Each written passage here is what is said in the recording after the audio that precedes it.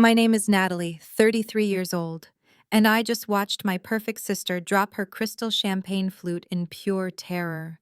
I was supposed to be the tragic single mother standing quietly in the corner of her lavish baby shower.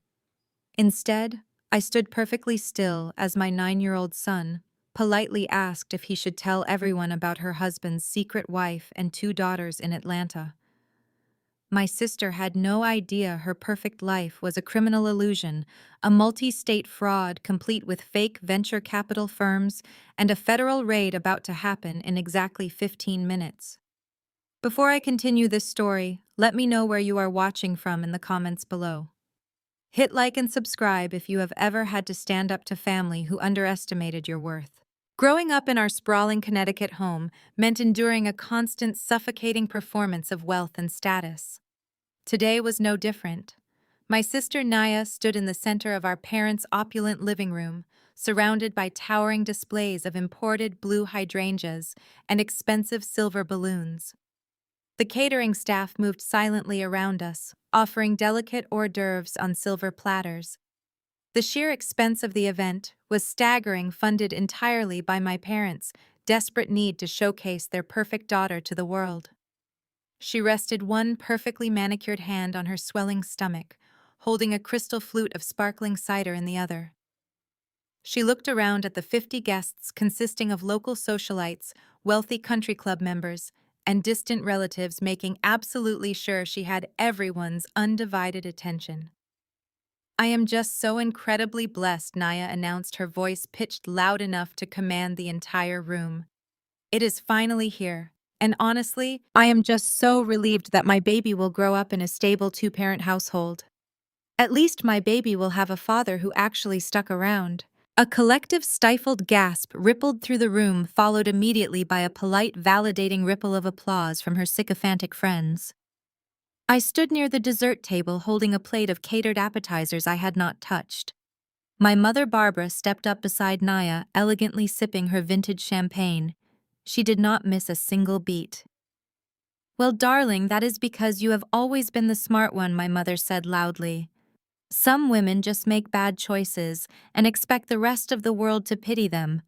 We are so proud of you and Mike.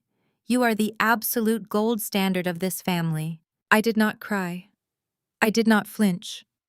My hands did not shake as I held my porcelain plate. I had spent a lifetime serving as the designated punching bag for my parents' narcissism and my sister's manufactured superiority. I simply took a sip of my sparkling water, my face a mask of absolute chilling calm. I was a 33-year-old single mother. My son Leo was 9 years old. His biological father had vanished the moment the pregnancy test showed 2 pink lines, a fact my family treated as a contagious disease I had brought upon their pristine reputation. They constantly whispered about me to their friends, framing my single motherhood as a cautionary tale for their own children. They loved to remind me of my supposed failures at every holiday, every dinner, every milestone event. They thought I was a broken, desperate woman who envied Naya's flawless marriage to a charismatic venture capitalist. They treated Mike like a king, ignoring every red flag because he bought them expensive dinners and spoke in financial buzzwords they barely understood. They believed I was just a lowly clerk scraping by, intimidated by their leased luxury cars and their heavily mortgaged mansion. They had absolutely no idea who I really was or what I did for a living. I had learned long ago that reacting to their venom only fed their egos. My silence was my armor. I stood tall, breathing evenly, watching them revel in their cruelty. I knew that letting them feel powerful for just one more moment would make their impending downfall that much sweeter.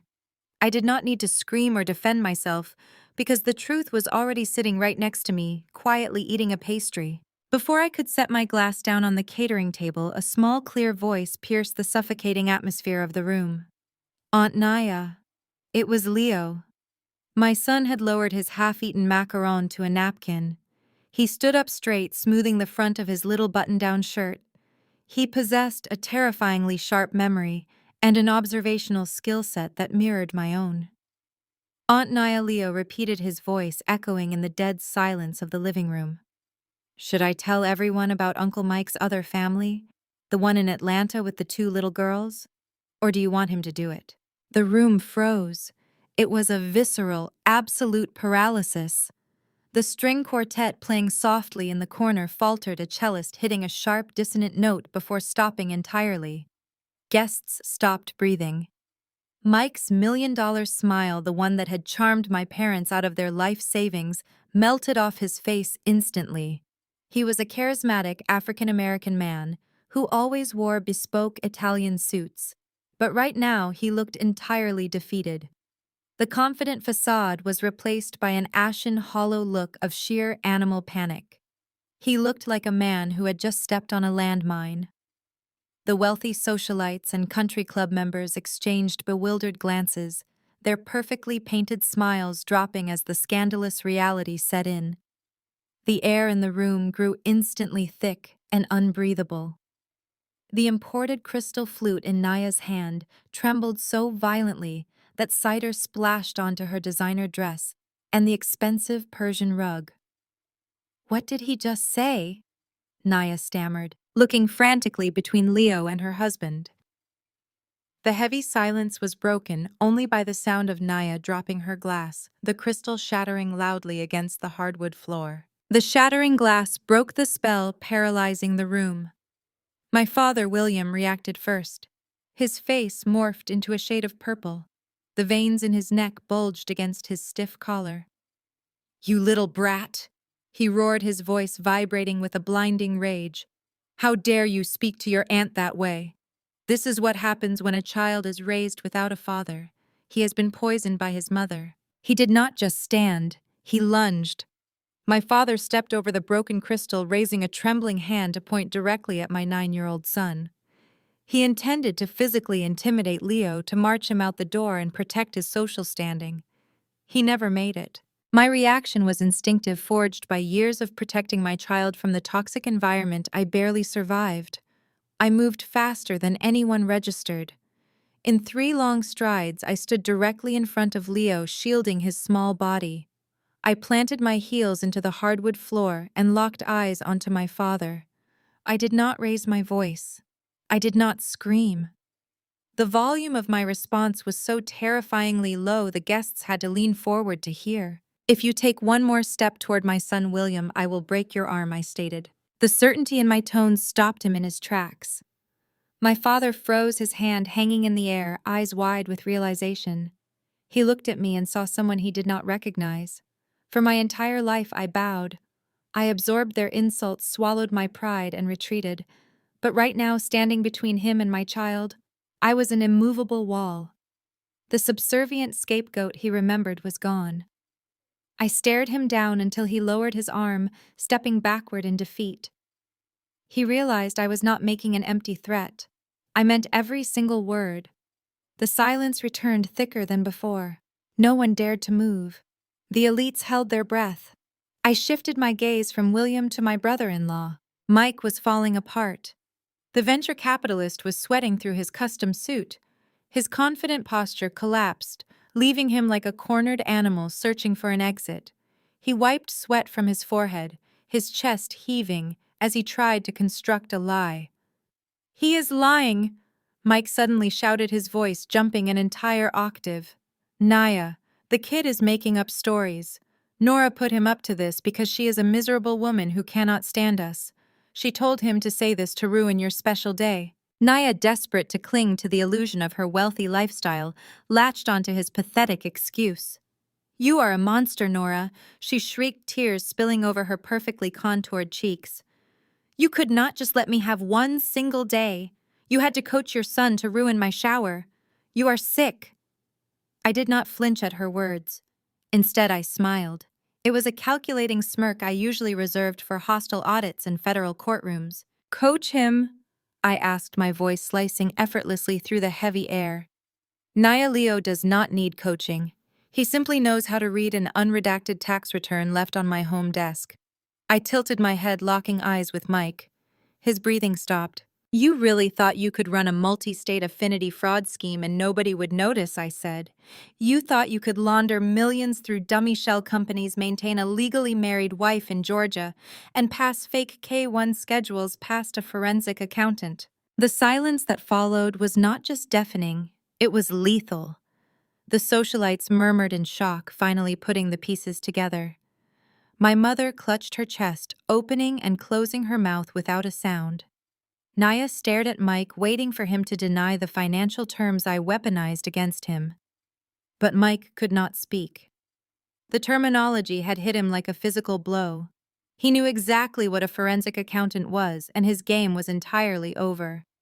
I turned from his terrified face and looked back at my sister. "Enjoy the rest of the beautiful baby shower," I said, my voice carrying a polite conversational tone that felt brutally out of place.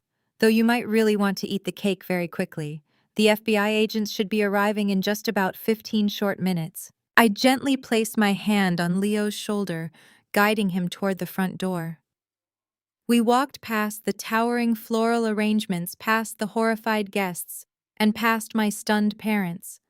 Nobody tried to stop us. Nobody said a single word to us.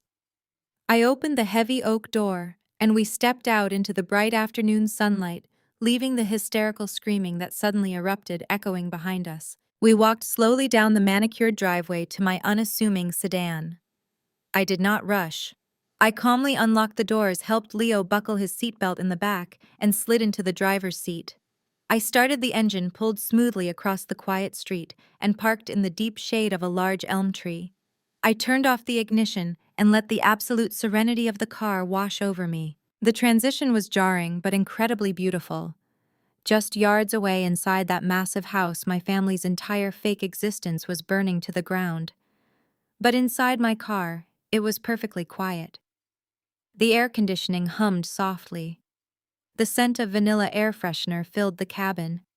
I leaned my head back against the driver's seat, closing my eyes for just a moment to savor the profound peace I had fought so hard to earn. "Mom," Leo asked quietly from the back seat, breaking the silence. "Did I do a good job?" I looked at him in the rearview mirror, meeting his bright, intelligent eyes.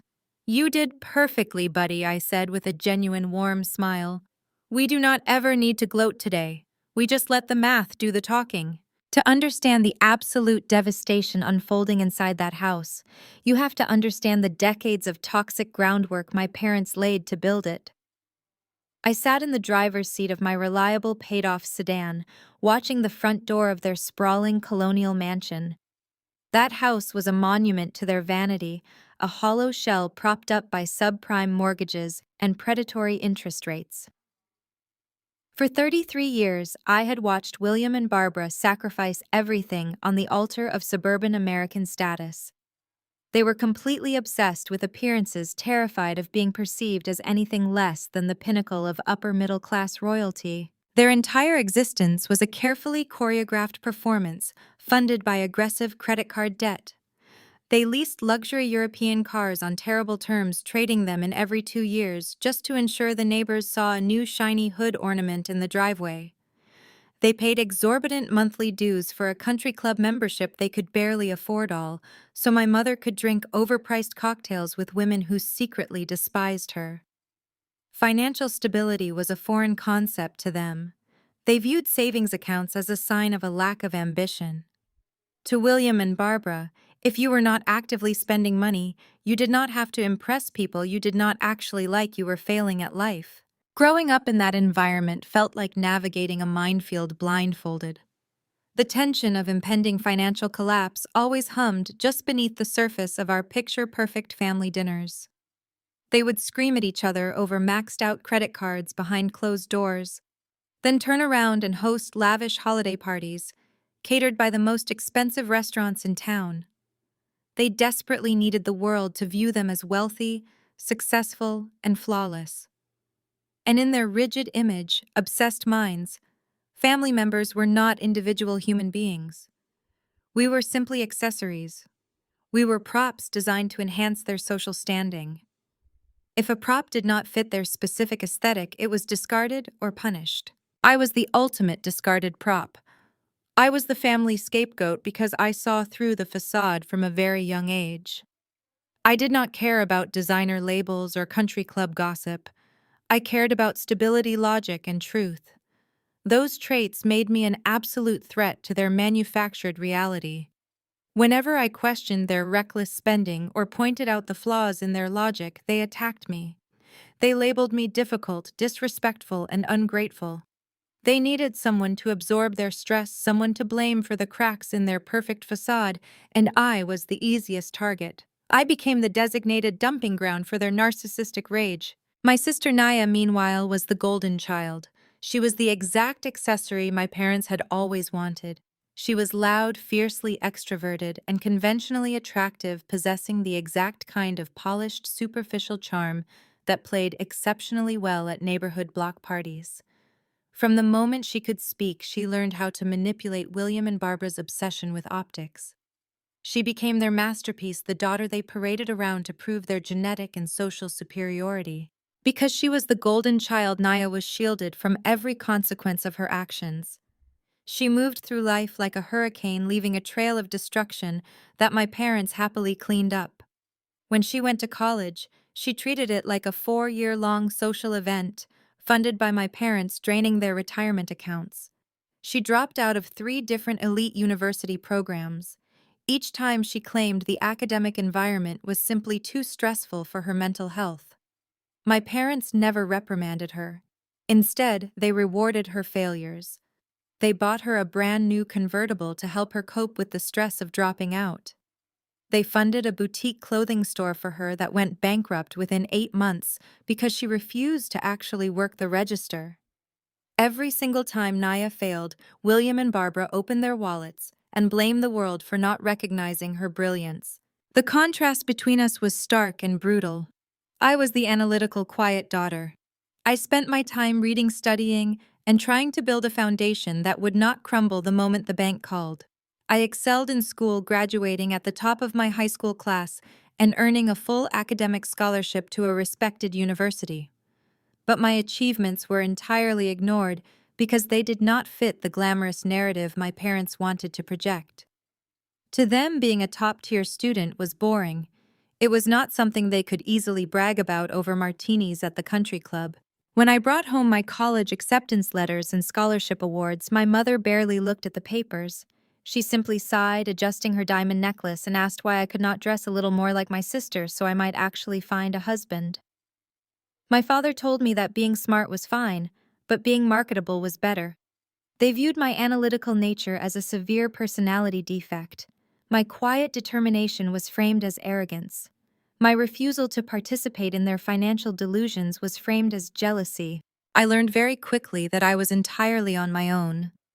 I watched them pour hundreds of thousands of dollars into Naya's empty ventures while I worked double shifts at a local diner to pay for my textbooks and professional certifications. I sat in the background of family photos, the plain and unremarkable shadow, while Naya stood front and center draped in designer fabrics my parents could not afford. They actively tried to break my spirit because my independence highlighted their own profound insecurities. They wanted me to fail so they could justify treating me poorly. They needed me to be the broken, miserable spinster they described to their friends. But their rejection was actually the greatest gift they could have ever given me. By freezing me out of their financial support and emotional manipulation, they inadvertently taught me how to survive without them. While they were busy enabling Naya's toxic vanity and sinking deeper into unmanageable debt, I was quietly sharpening my mind. I was learning the exact skills that would eventually allow me to dismantle their entire fraudulent world. I became a master of the very numbers they spent their whole lives running from. I was 24 years old when the final thread holding me to my family snapped completely. It was the year I discovered I was pregnant with Leo. My boyfriend at the time vanished the exact second the pregnancy test showed 2 pink lines. He abruptly quit his job and moved across the state just to avoid responsibility.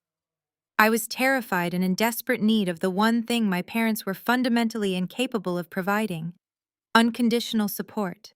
When I sat William and Barbara down in their immaculate living room to tell them the news, their reaction was not concern for my well-being. It was pure panic over their fragile social standing.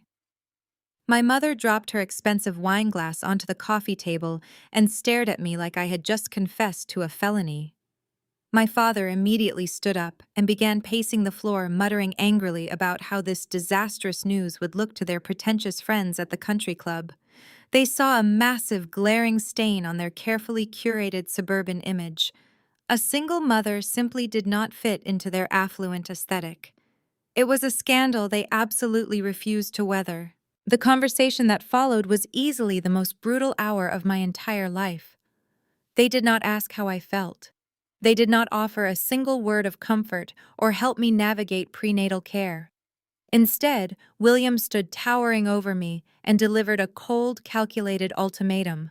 I could either terminate the pregnancy immediately, or I could carry the baby to term, quietly give it up for adoption, and pretend to the world that none of this ever happened.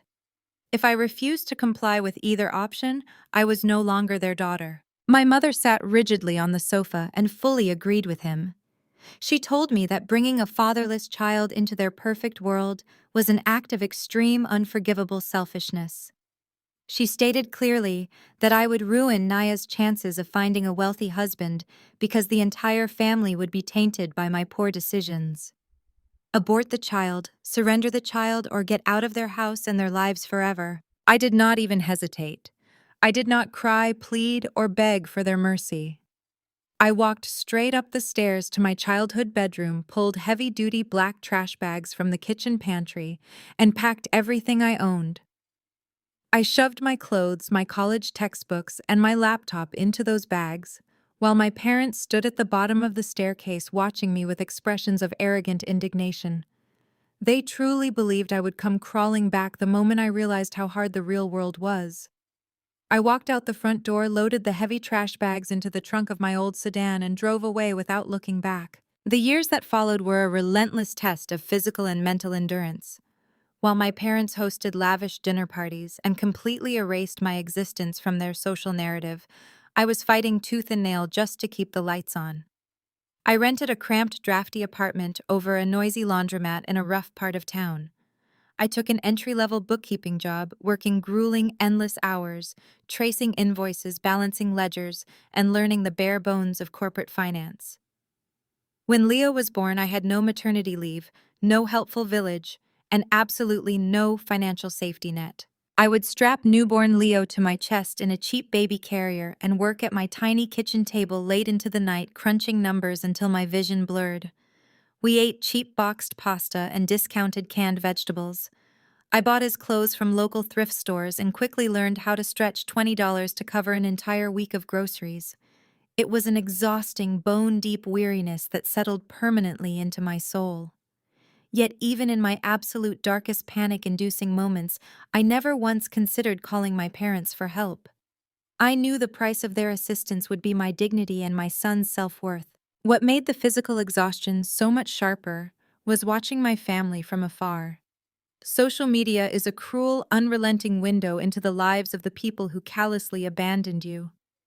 While I was counting pennies to afford Leo's diapers, I would see pictures of Naya living a life of absolute luxury, funded entirely by the parents who threw me away like garbage. For her 25th birthday, William and Barbara gifted her a month-long first-class European vacation. I watched her pose happily in front of the Eiffel Tower and drink expensive wine while I sat in my freezing apartment studying for my accounting certification exams. When Naya decided she wanted to be an entrepreneur, my parents handed her a massive down payment for a boutique clothing store in an upscale shopping district. She had no business plan, no retail experience, and zero work ethic. Predictably, the boutique went bankrupt in under a single year, leaving a massive trail of unpaid vendors and broken commercial lease agreements.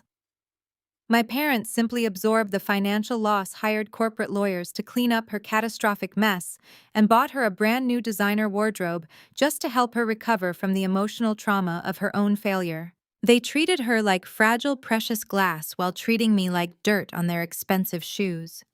But every single time I saw them bail her out, it only fueled my internal fire.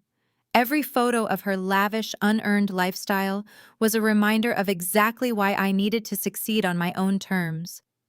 I used their vicious rejection as high-octane gasoline. I channeled every ounce of my exhaustion, pain, and anger into mastering my financial craft. I passed my rigorous certification exams on the very first try. I transitioned from basic bookkeeping to complex financial auditing, ruthlessly climbing the corporate ladder.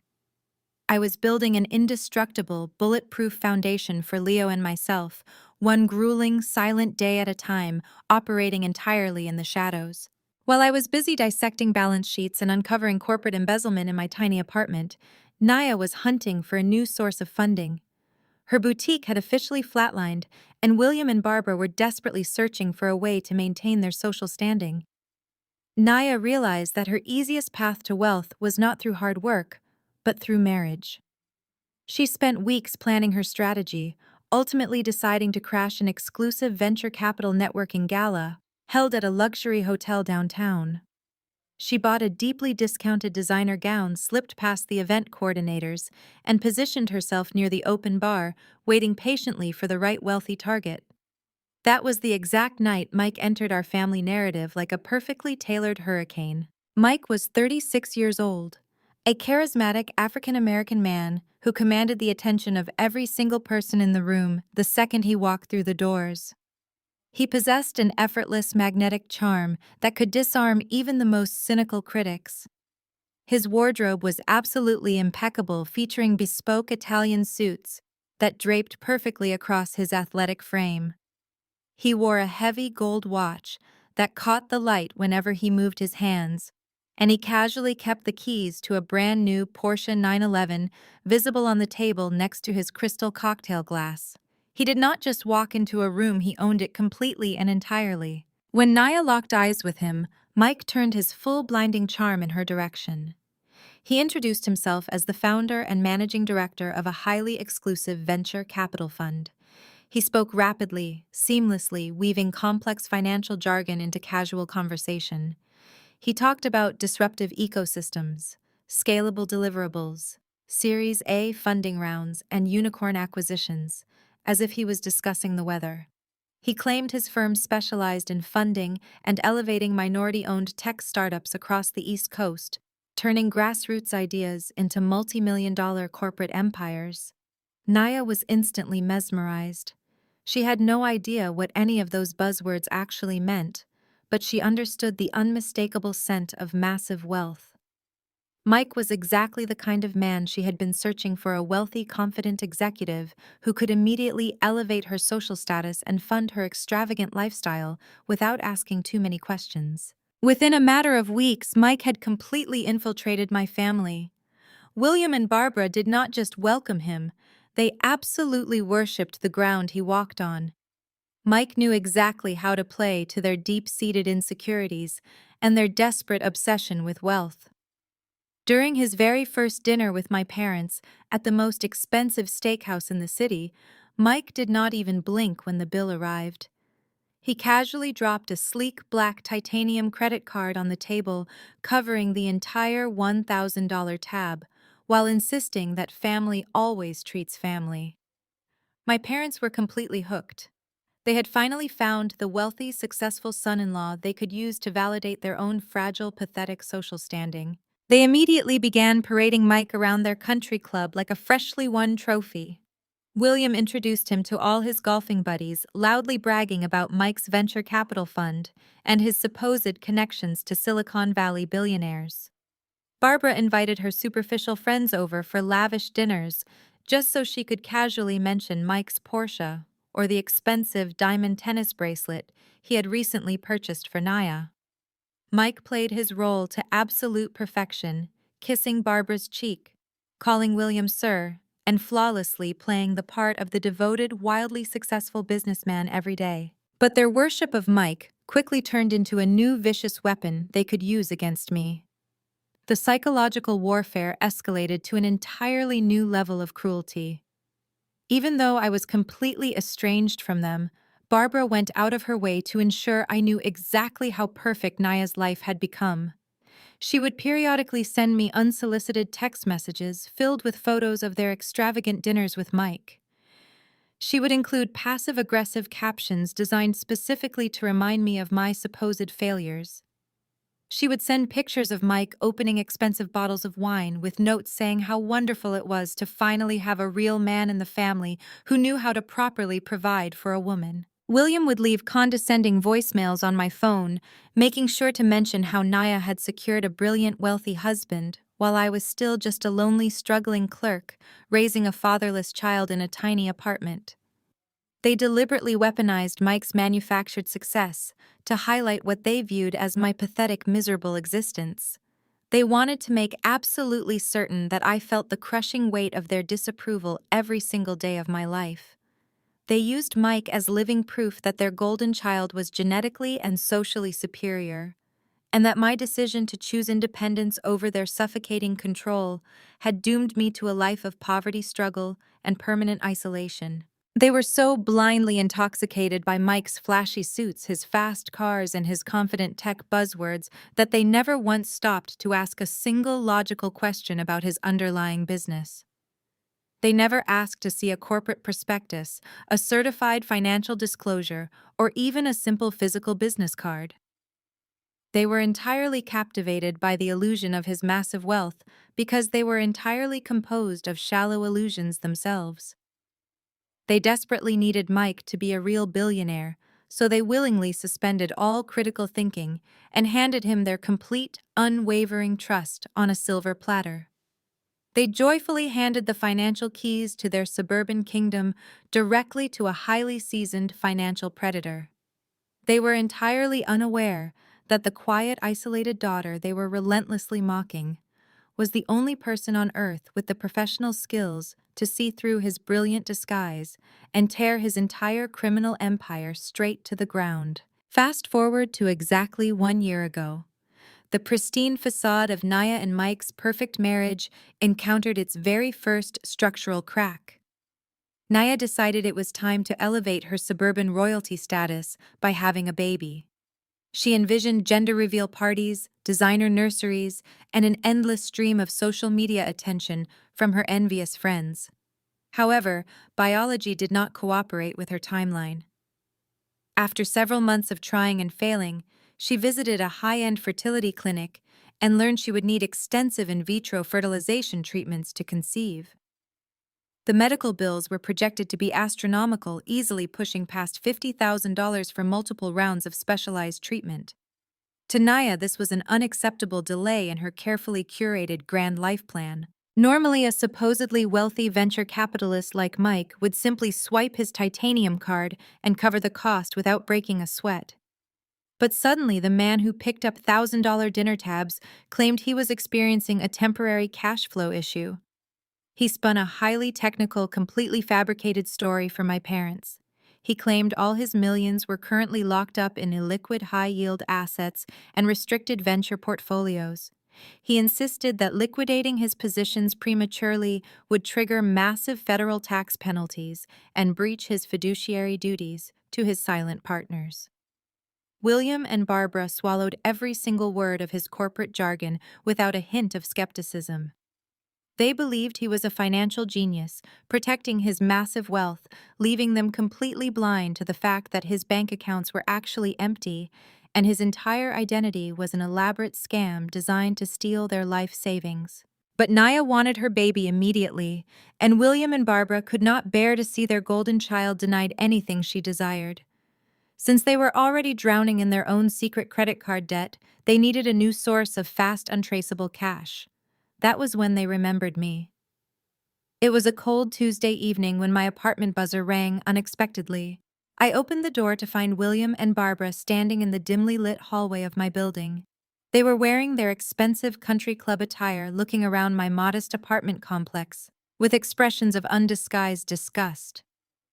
They pushed their way inside without waiting for an invitation, refusing to take off their coats, acting as if the very air in my home was beneath their social class.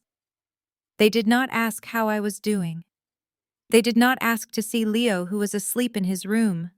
They marched straight into my small kitchen, stood under the flickering fluorescent light, and immediately launched into their extortion attempt against their own flesh and blood. They told me Naya was suffering from a devastating medical hardship and required my immediate financial intervention. William slammed his hand on my kitchen counter and demanded that I surrender Leo's college savings plan. The fund had been established by my late grandfather years ago, specifically designated for Leo's future education.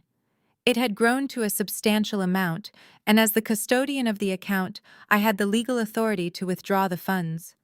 My mother stepped forward, weaponizing her guilt trips with practiced precision. She stated that Naya deserved a complete family and that holding on to money for a 9-year-old boy's distant college education was an act of extreme selfishness. She looked me dead in the eye and said my life was already ruined by my status as a single mother, so the absolute least I could do was sacrifice my son's future to ensure my sister could build a proper, respectable family unit. They truly felt completely entitled to take my son's inheritance without feeling any remorse whatsoever. The sheer audacity of their demand left me momentarily breathless. They were demanding I rob my own child to fund the vanity project of my spoiled sister and her fraudulent husband. I stared at them, feeling a cold, clinical rage replace any lingering daughterly affection I might have possessed. I did not yell or cry. I simply walked over to the front door, pulled it wide open, and told them to get out of my house immediately. I informed them that I would burn the money in a barrel before I ever handed a single dime over to Naya. My fierce refusal was absolute and completely unyielding. William's face twisted into a mask of pure, dark, unadulterated hatred. He pointed his finger at my chest and declared that I was officially dead to him. He screamed that I was a bitter, jealous spinster who could not stand to see her own sister find true love and happiness. Barbara spat that I was a disgrace to their family name and that they would never speak to me again. They stormed out into the hallway, slamming the heavy door so hard the pictures on my walls rattled. Their departure felt less like a loss and more like a massive weight being permanently lifted off my tired shoulders. True to their word, they officially disowned me, but they did not stop there. The very next day, Barbara launched a vicious, calculated smear campaign across the entire extended family. She called every aunt, uncle, and cousin we had, spinning a fabricated narrative about my supposed cruelty. She told them I was a miserable, toxic woman who had actively tried to sabotage Naya's medical treatments out of spite. She painted me as an unstable pariah who hated my family because I was jealous of Mike's immense wealth and Naya's perfect marriage. They successfully turned the entire family tree against me, isolating me completely to protect their own fragile egos. They thought destroying my reputation would finally break me. Instead, it gave me the absolute freedom to hunt them down without an ounce of remorse, operating entirely from the shadows while they foolishly believed they had won the war. I was now a dangerous phantom, patiently and methodically sharpening my financial knives in absolute complete silence. My family firmly believed their own narrative. To William and Barbara, I was still the disgraced single mother grinding away as a low-level clerk at a miserable dead-end bookkeeping job. They pictured me sitting in a dreary cubicle drowning in past-due bills, staring blankly at spreadsheets while I desperately regretted losing their financial protection. They needed to believe I was a pathetic failure because my supposed misery was the only thing that validated their shallow existence.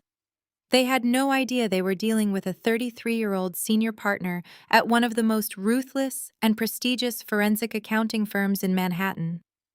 I was not balancing petty cash for local hardware stores. I was hunting down billions of dollars in hidden global assets. My clients were not local business owners trying to file their quarterly taxes.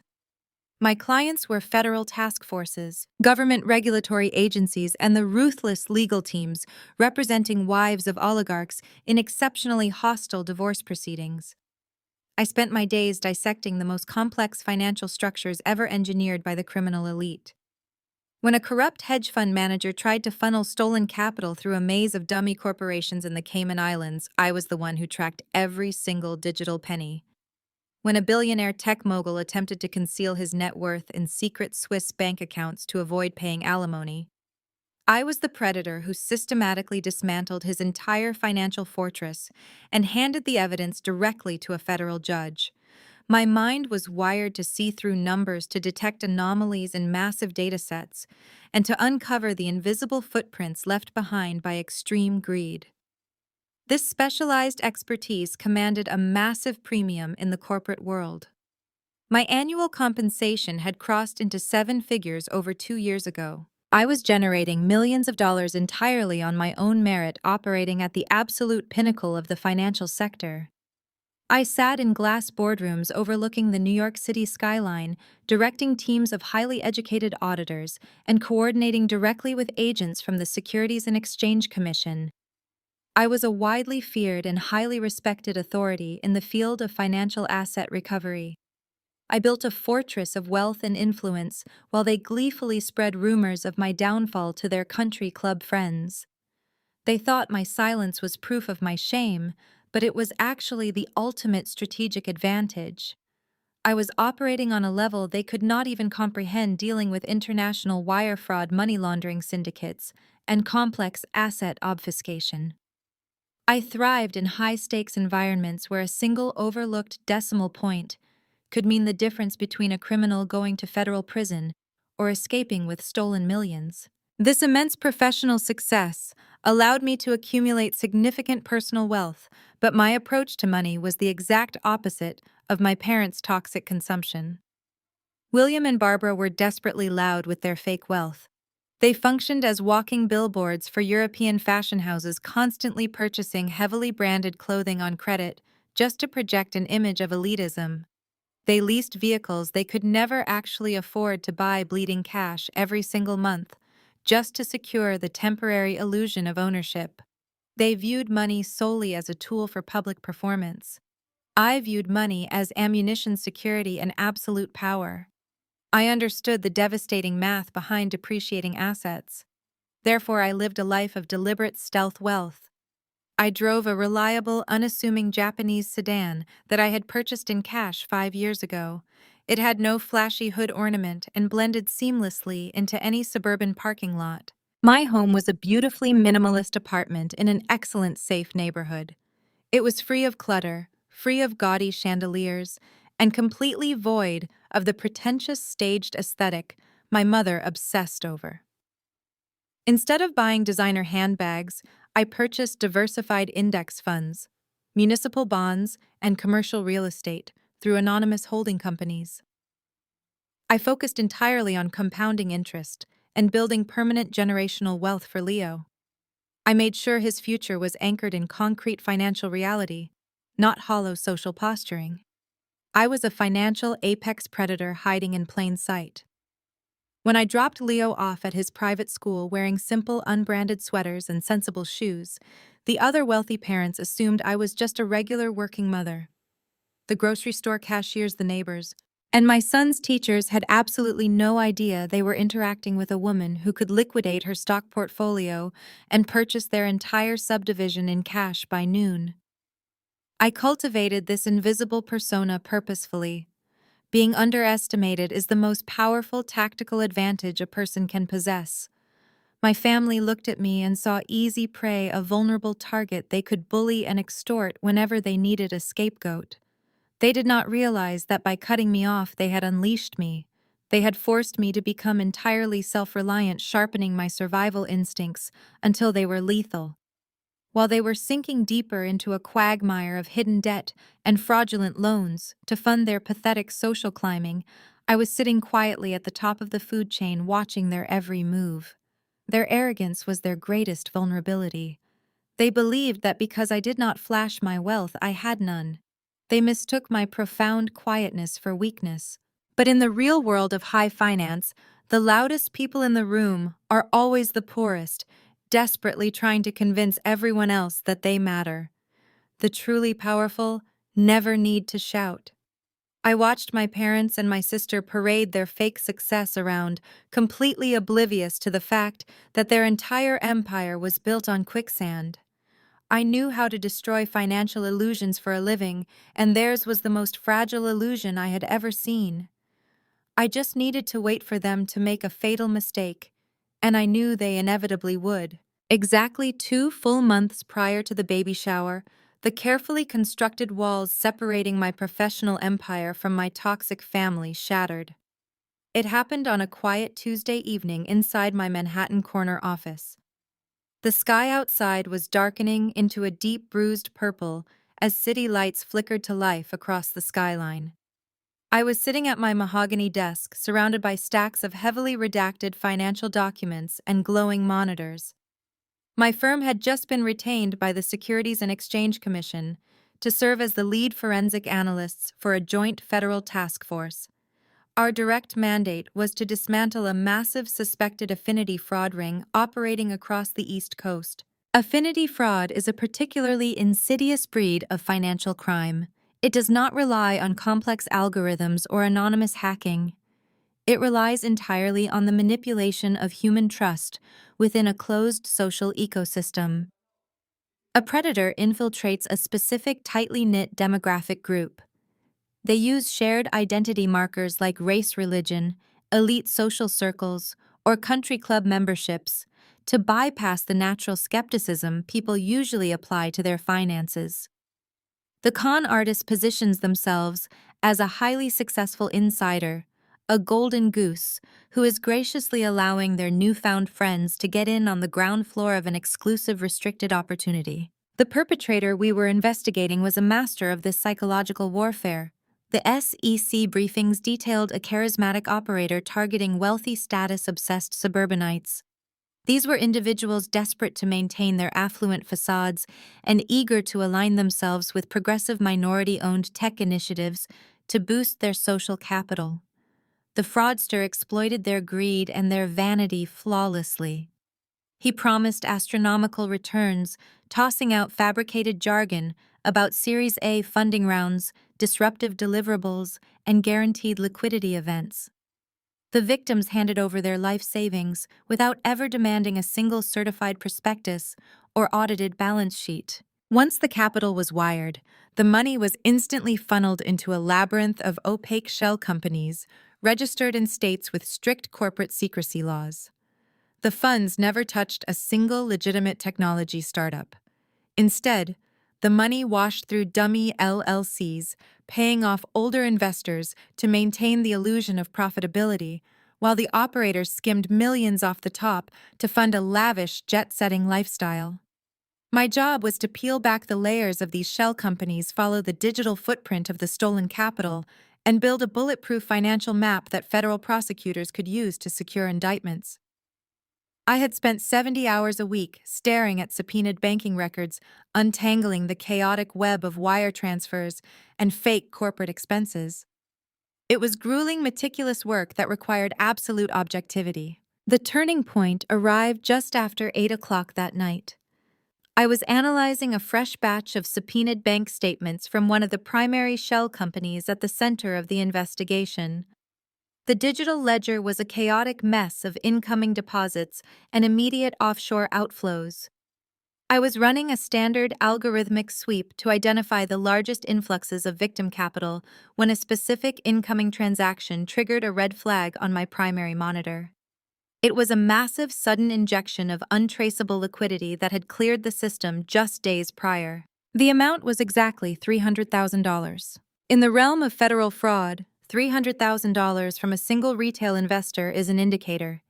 It usually points to a victim who has liquidated a major life asset, acting out of extreme desperation or blind, unadulterated greed. I clicked the transaction row, pulling up the origination details to trace the source of the funds.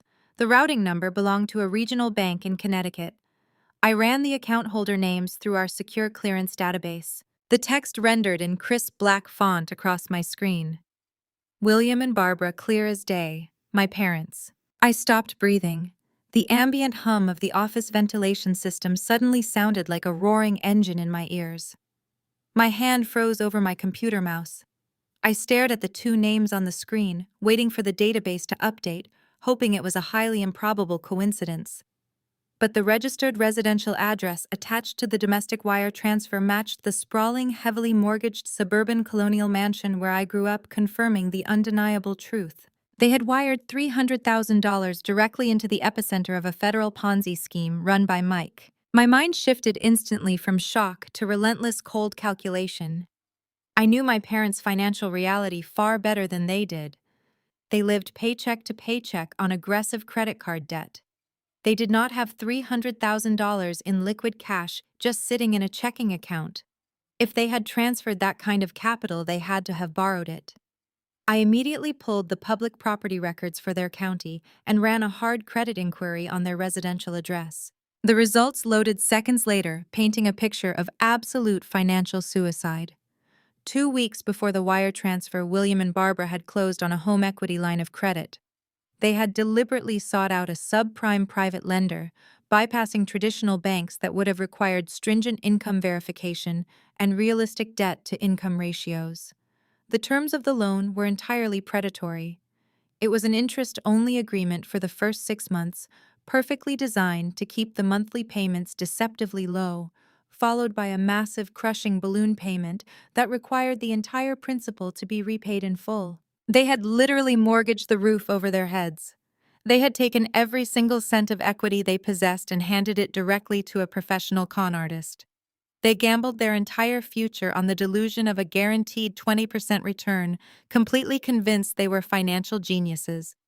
The sheer magnitude of their profound financial stupidity was absolutely staggering to witness firsthand. My professional apex and my deepest personal trauma had just collided in a single row of banking data, setting the stage for their total ruin. Despite the magnitude of my discovery, a microscopic, pathetic vestige of a daughter's loyalty flared up in my chest. The analytical machine in my brain told me to step back to remain purely objective and to let the federal task force execute its mandate. But the scarred, rejected child who still inexplicably craved her parents' validation grabbed the steering wheel. I could not just let them walk blindly into absolute financial annihilation. I picked up my cell phone, my hands unusually unsteady, and dialed my father's number. It was late, but I knew he would be awake. He always stayed up reading financial blogs, trying to convince himself he was part of the elite investor class. The phone rang 4 times.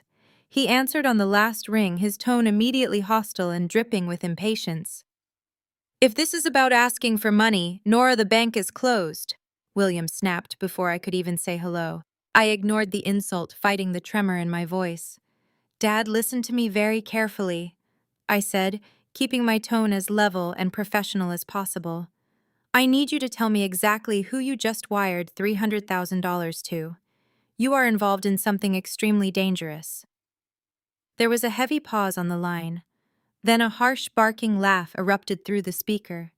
It was the laugh he always used when he thought I was being hysterical or stupid. "Are you out of your mind?" William demanded, his voice rising in volume and indignation.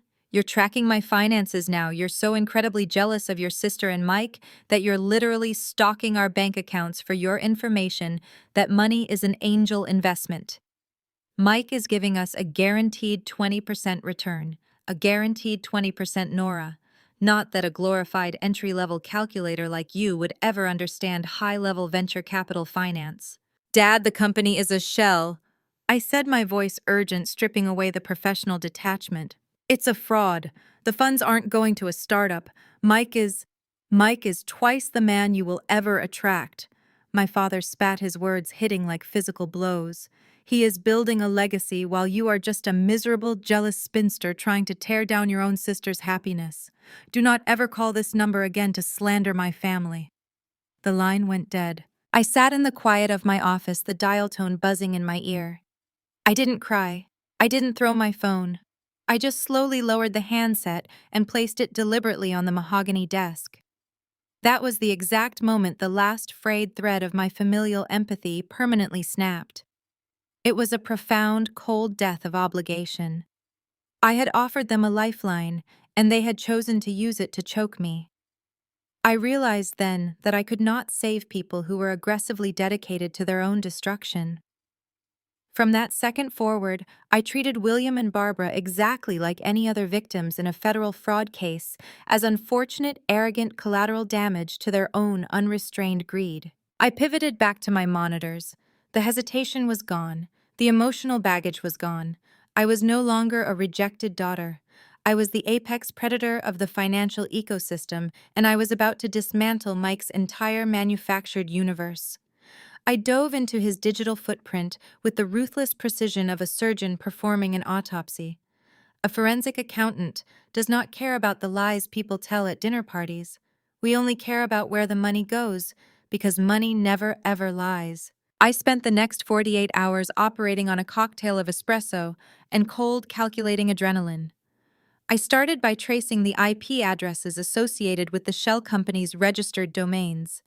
They didn't lead to a bustling tech hub in Silicon Valley or a sleek corporate office in Boston. They routed back to a cheap shared server farm in Eastern Europe, a classic hallmark of disposable fraud operations. Next, I pulled the registration data for Mike's flashy, status-defining Porsche 911. My parents had treated that car like a holy relic, a rolling testament to Mike's supposed millions. I accessed the state motor vehicle database and cross-referenced the VIN. The vehicle wasn't owned by Mike, and it certainly wasn't owned by a venture capital firm. It was leased through a high-risk subprime auto lender under a recently created completely fake corporate identity. The monthly lease payments were exorbitant, designed for someone desperate to project wealth rather than actually possess it. Then I initiated a deep dive into Naya's personal financial profile. I knew Mike needed clean, untainted credit to facilitate the everyday expenses of his illusion. I accessed secure credit reporting bureaus using my federal clearance to pull a hard inquiry on my sister's social security number. The results that populated on my screen were staggering. Mike wasn't just stealing from my parents, he was systematically financially abusing Naya. He had opened 5 separate high-limit premium credit cards solely in her name. He was using her pristine, previously untouched credit score to fund his designer Italian suits, his expensive dinners at Michelin-starred restaurants, and the lavish gifts he showered upon her. The total outstanding balance across those 5 cards was hovering just over $90,000. Naya was sitting on a ticking time bomb of catastrophic high-interest consumer debt, and she was completely blissfully unaware of it. She thought she was married to a millionaire, but she was actually financing her own extravagant lifestyle with borrowed money she could never repay. Mike was a parasite feeding off the vanity and financial ignorance of my entire family. He was draining them dry, masking the extraction with charm and tech buzzwords. But he had made one critical, fatal error. He had underestimated the quiet daughter they all loved to despise.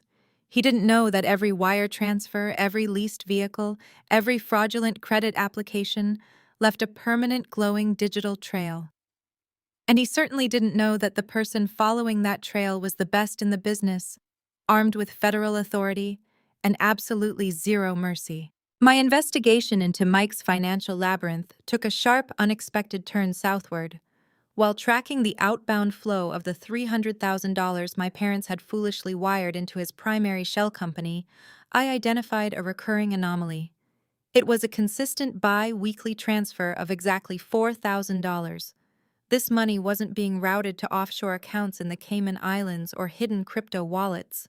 It was moving through domestic channels, eventually landing in a standard, remarkably ordinary joint checking account at a mid-sized regional bank located in Atlanta, Georgia. A seasoned forensic accountant knows that criminals will often use complex structures to hide stolen capital, but they almost always use simple direct routes to fund their actual day-to-day lives. I pulled the routing information for the destination account and ran a deep dive into the associated beneficiaries. The account was jointly held. The primary signer was a woman named Cassandra. The secondary signer was Mike. However, he wasn't using the slightly altered surname he had presented to my family in Connecticut. He was using his actual legal surname, the name he was born with, the name attached to his true identity. The discovery sent a cold electric shock through my system. I immediately shifted my focus from corporate fraud to public records. I accessed the Fulton County Digital Archives, searching for any property deeds, tax assessments, or legal filings attached to Mike's real name and Cassandra's name. The database returned a hit almost instantly. They were listed as co-owners of a sprawling 4-bedroom suburban house in a highly affluent neighborhood just outside of Atlanta. The property taxes were fully paid, and the mortgage was in excellent standing, presumably funded by the bi-weekly transfers of stolen money Mike was siphoning from his victims. I dug deeper, pulling the vital records from the state registry. My eyes scanned the digital document that loaded onto my screen, confirming my darkest suspicions. Mike and Cassandra had been legally married in Fulton County exactly 7 years ago. The marriage certificate was fully authenticated, signed, and registered with the state. Mike wasn't just a financial predator running an affinity fraud scheme. He was a bigamist. He had deliberately and illegally married my sister Naya, while maintaining a completely valid, legally binding marriage to another woman in an entirely different state. My mind raced as I processed the sheer magnitude of his deception. He was living a fully realized double life. I pivoted to open source intelligence gathering, immediately pulling up Cassandra's social media profiles. Her accounts were entirely public, proudly displaying a picture-perfect suburban existence. As I scrolled through her timeline, the illusion Mike had sold my family completely shattered. There were hundreds of photos documenting their life together. Cassandra was a beautiful woman smiling brightly alongside Mike in nearly every picture. But it was the children that truly solidified the horror of the situation. Mike and Cassandra had 2 young daughters. They looked to be around 5 and 7 years old, both wearing matching dresses and beaming up at the man they clearly adored. I clicked through photo albums detailing family vacations, school recitals, and birthday parties. Mike was present in all of them, playing the role of the devoted, loving father and husband. The timeline of the photos was the most damning piece of evidence. I found a massive album dedicated to their recent Thanksgiving celebration. There were high-resolution images of Mike standing in a pristine Atlanta kitchen, wearing an apron, happily carving a massive turkey, while his 2 daughters watched with wide smiles. The timestamp on the photos indicated they were taken just 3 short weeks before Mike arrived in Connecticut to attend my parents' extravagant Thanksgiving dinner, playing the role of Naya's wealthy, attentive husband. He had perfectly segmented his existence. He spent 3 weeks of every month in Connecticut, donning bespoke suits, driving leased sports cars, and playing the part of a high-rolling venture capitalist to impress my vanity-obsessed parents and maintain his marriage to Naya. Then he would fly back to Atlanta for 1 week, shedding the corporate persona to be a suburban father, using the money he stole from his fake life to completely fund his real one. Naya wasn't his partner. She was simply a mark. A tool he used to infiltrate a new demographic of wealthy, gullible victims. And my parents had willingly handed him their entire financial future, believing they were securing their golden child's place in the social elite.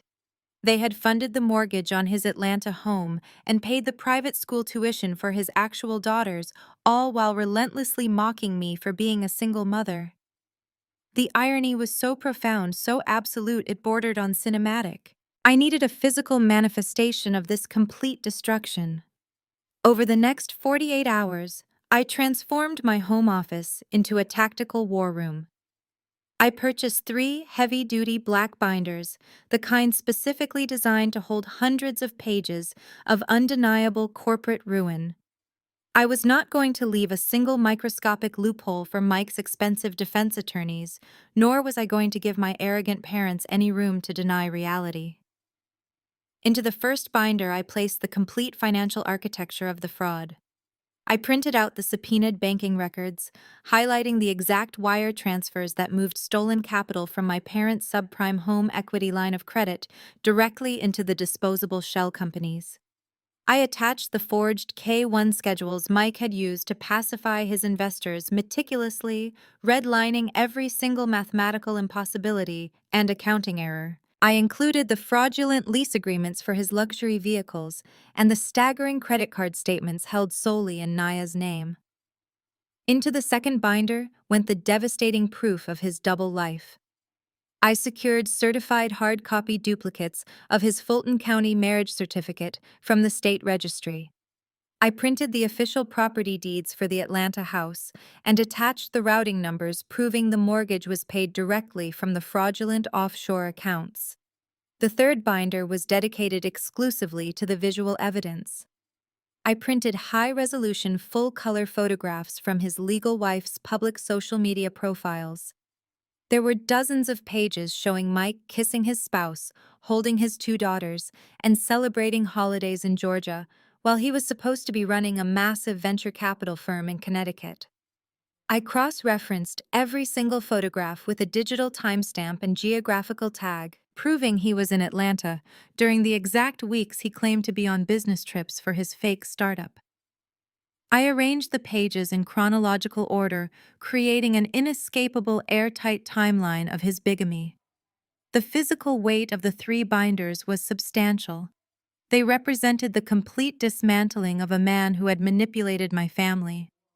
I stacked them perfectly on the center of my mahogany desk.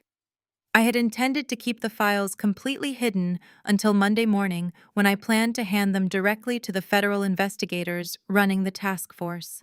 I wanted the raid to be a clean, quiet, professional takedown, but the universe has a very funny way of accelerating timelines. It happened on a quiet Thursday evening. I was in the kitchen making dinner, thinking the office door was securely latched. I had stepped away from my desk to check on a simmering pot of pasta sauce, leaving the third binder open to a brightly lit photograph of Mike carving the Thanksgiving turkey in Atlanta. I heard the soft padding of footsteps down the hallway and realized too late that the office door had clicked open instead of shutting completely. I rushed toward the room, my heart hammering against my ribs. I found Leo standing perfectly still in front of my desk. He was wearing his favorite superhero pajamas, his small hands resting gently on the edge of the mahogany wood. He was staring intently at the open binder. Leo possesses a terrifyingly sharp intellect. His brain is wired for absolute logic and structural pattern recognition. He does not blindly look at pictures, he analyzes them, breaking down variables with the precision of a seasoned investigator. He looked up at me as I entered the room, his expression calm but intensely curious. "Mom?" he asked, pointing a small finger at the photograph. "Why is Uncle Mike hugging those two little girls? And why is that house different from Aunt Naya's house?" I stopped in the doorway, taking a slow, measured breath to compose myself. I could have lied to him. I could have told him it was just a work file or a trick of the light. But I made a promise the day he was born that I would never treat him like he was stupid or fragile. I walked over and knelt beside him so we were exactly at eye level. "Leo, do you remember when we talked about how some people tell stories to make themselves look bigger?" I asked softly. He nodded, his eyes never leaving mine. Like when kids at school say they beat a hard video game, but they really just watched someone else do it on the internet. "Exactly like that," I replied, placing a firm hand on his shoulder. "Uncle Mike has been telling a very big, very bad story to Grandma, Grandpa, and Aunt Naya. He told them he was only married to Aunt Naya, but the math does not add up." Leo looked back down at the binder, tracing the edge of the glossy paper with his thumb. "He has another family. That is why he is in this picture. He is lying to them." "Yes, buddy, he is lying to them to take their money. He is a criminal." I watched his 9-year-old brain process the gravity of the situation. There was no fear, only a deep analytical understanding. "Are you going to stop him, Mom? I already have the proof," I said, tapping the heavy binder. "We do not need to yell, and we do not need to be angry like Grandma and Grandpa always are. We just use the facts. Math is our armor, Leo. When people try to hurt you or lie to you, you do not fight them with your feelings. You fight them with undeniable data. Numbers do not ever care about their feelings, and numbers never lie." Leo looked up at me, a profound sense of clarity settling over his small face. "So we just let the math do the talking?" I smiled, pulling him into a tight hug. "That is exactly right," I whispered, pressing a kiss to his forehead. "We will just let the numbers speak for themselves because the truth is absolutely, undeniably bulletproof." The bulletproof truth sat locked inside my desk, ready for deployment. My original plan was incredibly straightforward and entirely clinical. I fully intended to bypass the upcoming weekend completely. Simply wait for Monday morning and hand the 3 heavy binders directly over to the waiting federal task force. I wanted the takedown to be a quiet bureaucratic procedure, A sudden freezing of accounts, a sterile early morning arrest, and a clean severance of my ties to my family's catastrophic financial ruin. I had absolutely no desire to attend Naya's highly publicized baby shower. I wanted to protect my peace and let the government handle the garbage disposal. But my mother, completely ignorant of the federal crosshairs aimed directly at her least luxury cars, simply could not resist the urge to twist the knife one last time. Exactly 1 week before the shower, my phone buzzed on the kitchen counter. It was a text message from Barbara. She did not ask how Leo was doing. She did not ask if I was available. She issued a direct, entitled command wrapped in layers of maternal condescension. "It is time you stopped sulking and showed up to support your sister," the message read. "Naya's baby shower is this Sunday at 1. I need you to arrive by 10 in the morning. The caterers are setting up the raw bar and someone needs to manage them so they do not scuff the hardwood floors. You also need to pick up 20 bags of artisanal crushed ice from the distributor downtown because Mike's vintage champagne needs to be chilled properly. Wear something appropriate but understated. This day is about Naya and Mike, and we do not need your usual negative energy bringing down the mood." I stared at the glowing screen of my phone, marveling at the sheer, unadulterated audacity of her demands. She was not actually inviting me to celebrate the birth of my future niece or nephew. She was summoning unpaid domestic help. She wanted me sweating in the kitchen, hauling heavy bags of ice, and directing catering staff while she and Naya floated around the living room accepting expensive gifts from their pretentious country club friends. But there was a deeper, far more insidious psychological layer to Barbara's summons. She desperately needed me in that room for the optics. The entire foundation of my parents' fragile self-esteem relied entirely on the concept of contrast. Naya's counterfeit, perfectly curated life with her wealthy venture capitalist husband only looked spectacular if it was placed directly next to my supposed failure. Barbara needed her ugly duckling daughter, standing awkwardly in the corner, serving appetizers to make her golden child shine brighter.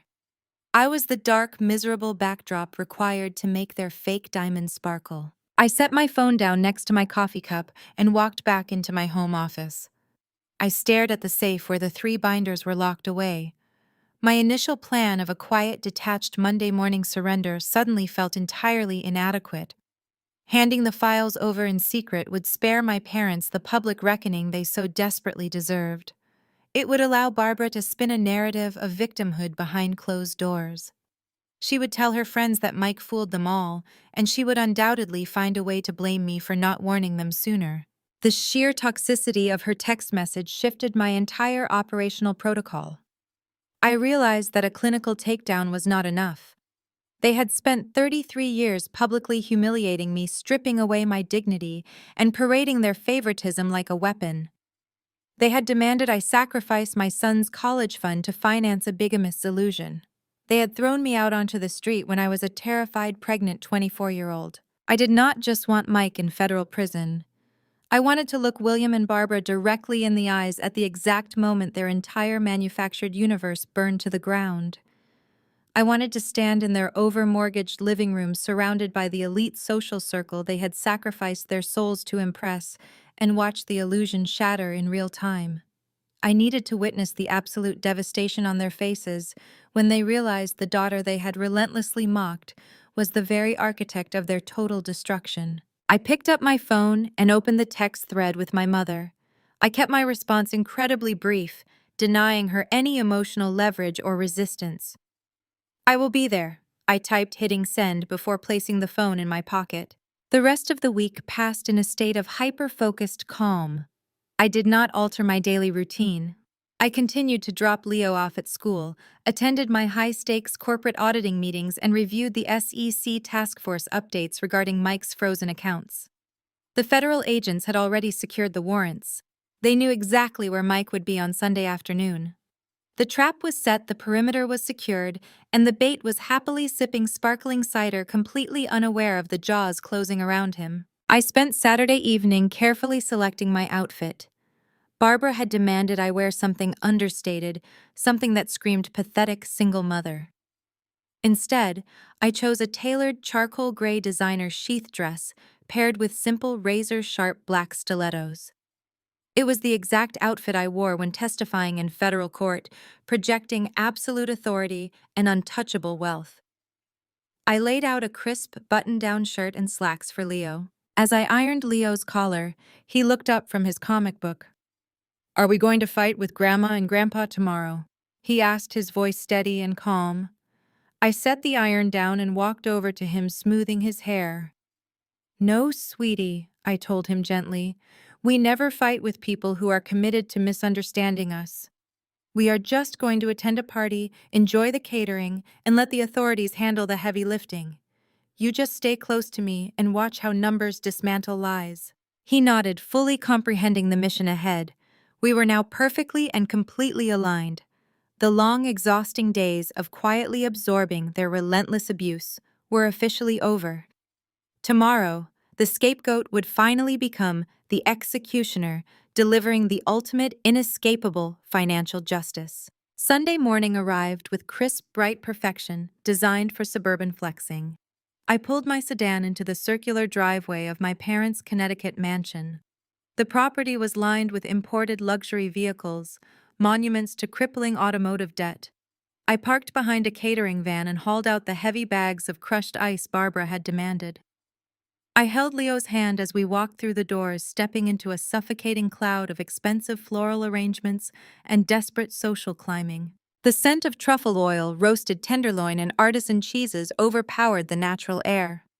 A string quartet was tucked into the corner of the grand foyer, playing classical arrangements for the country club elite. Waiters circulated with silver trays of smoked salmon and caviar. Everyone wore stiff, frozen smiles, holding champagne flutes and participating in the relentless performance of manufactured wealth. I directed Leo to find a quiet spot near the dessert table and carried the ice into the kitchen, fulfilling my role as servant. Barbara swept into the kitchen. She looked me up and down, her eyes narrowing at my charcoal dress, before finding another angle of attack. She snatched a cocktail napkin from the counter and sighed loudly. She told me to stay in the kitchen and manage the catering staff because my presence in the main room would invite uncomfortable questions from her friends. She reminded me that Naya was glowing, and it was inappropriate for a bitter single mother to cast a dark cloud over such a joyous celebration. I nodded silently, offering a polite, vacant smile. I stepped out of the kitchen just enough to absorb the incoming wave of passive-aggressive greetings from the extended family. Aunt Martha approached me with a look of manufactured pity, patting my arm while lamenting how hard it must be to raise a fatherless child on a meager bookkeeping salary. Uncle Richard offered to look over my resume, suggesting he might know a plumber who needed someone to answer phones and balance a checkbook. Cousin Gregory asked if I was taking notes on the floral arrangements so I could someday afford a nice party of my own. I absorbed every single insult. I kept my head down, organizing catering trays and replacing empty bottles of sparkling water. I let them bathe in false superiority, knowing their entire social hierarchy was standing on a trapdoor I had already rigged to collapse. Once the catering staff had the food stations operational, I stepped back into the shadow of a large marble pillar and surveyed the living room. My eyes locked onto the guest of honor. Mike was holding court in the center of the room, executing a masterclass in predatory charm. He wore a stunning navy suit that draped flawlessly over his athletic frame. His gold watch caught the light from the crystal chandeliers every time he gestured. He was surrounded by a captivated audience of suburbanites, doctors, lawyers, and business owners, practically salivating at his every word. I watched him with the cold detachment of a sniper. Mike was not just celebrating his impending fatherhood. He was actively hunting. He moved seamlessly through the crowd, shaking hands with clear purpose, laughing deeply at terrible jokes, and pouring expensive champagne into the glasses of his next potential victims. I watched him corner a retired orthopedic surgeon near the fireplace. Mike leaned in close, projecting the mix of exclusivity and insider confidence. Even from across the room, I could read his lips and predict his exact script. He was throwing around tech buzzwords with reckless abandon, talking about disruptive deliverables, scalable ecosystems, and restricted Series A funding rounds. He was offering the surgeon a confidential opportunity to buy into a minority-owned software startup promising guaranteed returns and massive liquidity events. The older man was nodding eagerly, completely mesmerized by the illusion of Mike's success. The surgeon had no idea that the venture capitalist standing in front of him was actually a fraudster from Atlanta. He did not know that Mike was legally married to another woman, actively funding his real daughter's private school tuition using the investments he was currently soliciting.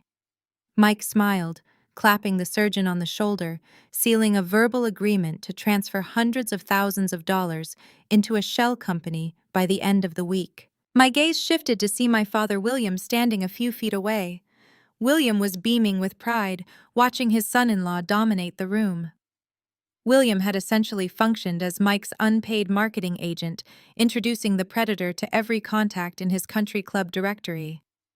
My father genuinely believed he was helping his friends get rich, completely oblivious to the fact that he was handing them over to a financial butcher. I crossed my arms, leaning back against the cool marble pillar. The staggering irony was physically palpable to me. Mike was pitching investments, securing verbal commitments, and promising returns, completely unaware that his financial architecture had already been neutralized. He did not know that the federal task force had secured the warrants 48 hours ago. He did not know that every single bank account associated with his fake venture capital firm had been frozen by the Securities and Exchange Commission at midnight. He was writing checks with a mouth that no longer had a bank account to back them up. He flashed that signature $1 million smile at Naya, walking over to kiss her cheek for the cameras. They looked like the ultimate power couple, radiating success, love, and wealth. I did not feel a single ounce of anger as I watched the performance unfold. I only felt the steady ticking of a clock. Every handshake, every lie, every boastful promise Mike made in that room was just adding another layer to his impending federal indictment. I stood quietly in the shadows, invisible to the people who despised me, patiently waiting for the exact moment the illusion would shatter into a million tiny, irreparable pieces right before their eyes. The sharp clinking of a silver spoon against a crystal glass snapped the room to attention. My mother stood near the massive fireplace, signaling the start of the gift-giving ceremony. The guests dutifully abandoned their networking and gathered around the center of the living room in a tight, expectant circle. Naya was directed to sit in a tufted velvet armchair that looked more like a throne, positioned perfectly beneath a cascading arch of blue and silver balloons. A mountain of impeccably wrapped presents sat beside her, each box adorned with oversized silk ribbons and embossed designer logos. Naya began tearing into the packages with practiced performative delight. She gasped dramatically as she aggressively pulled tiny garments from multiple layers of very expensive tissue paper. There were miniature Gucci loafers, a Burberry diaper bag, and a sterling silver Tiffany rattle that cost more than my first car. Each reveal was met with synchronized oohs and ahs from the country club elite. Naya held up a cashmere baby blanket, posing for the designated photographer my parents had hired to document their supreme social standing. She made sure everyone saw the luxury labels, proving that her unborn child was already outranking everyone else in the room. I watched from my quiet vantage point near the dessert table. Leo stood quietly beside me, holding a small plate with a single macaron. He watched the spectacle with the same detached, analytical gaze I possessed. He did not ask why we had not brought a gift wrapped in designer paper. He already knew the reality of the situation. After 45 minutes of opening extravagant, impractical items, the pile of boxes was finally reduced to nothing. The crowd began to murmur, assuming the main event had concluded. But Mike was not finished. This was his stage, and he was an apex predator who understood the psychological power of a grand finale. He stepped into the center of the circle, silencing the room by simply holding up his hands. He wore an expression of overwhelming manufactured love as he looked down at his wife. He gave a short, charming speech about how much Naya meant to him, how she was the light of his life, and how he wanted to ensure his growing family traveled in absolute safety and ultimate luxury. Mike reached into the breast pocket of his tailored Italian suit jacket. He slowly pulled out a small, sleek black box and handed it to Naya.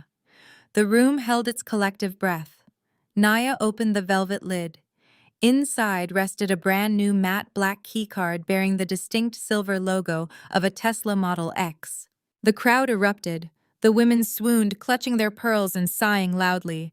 The men cheered loudly, clapping Mike on the back for being the ultimate suburban provider.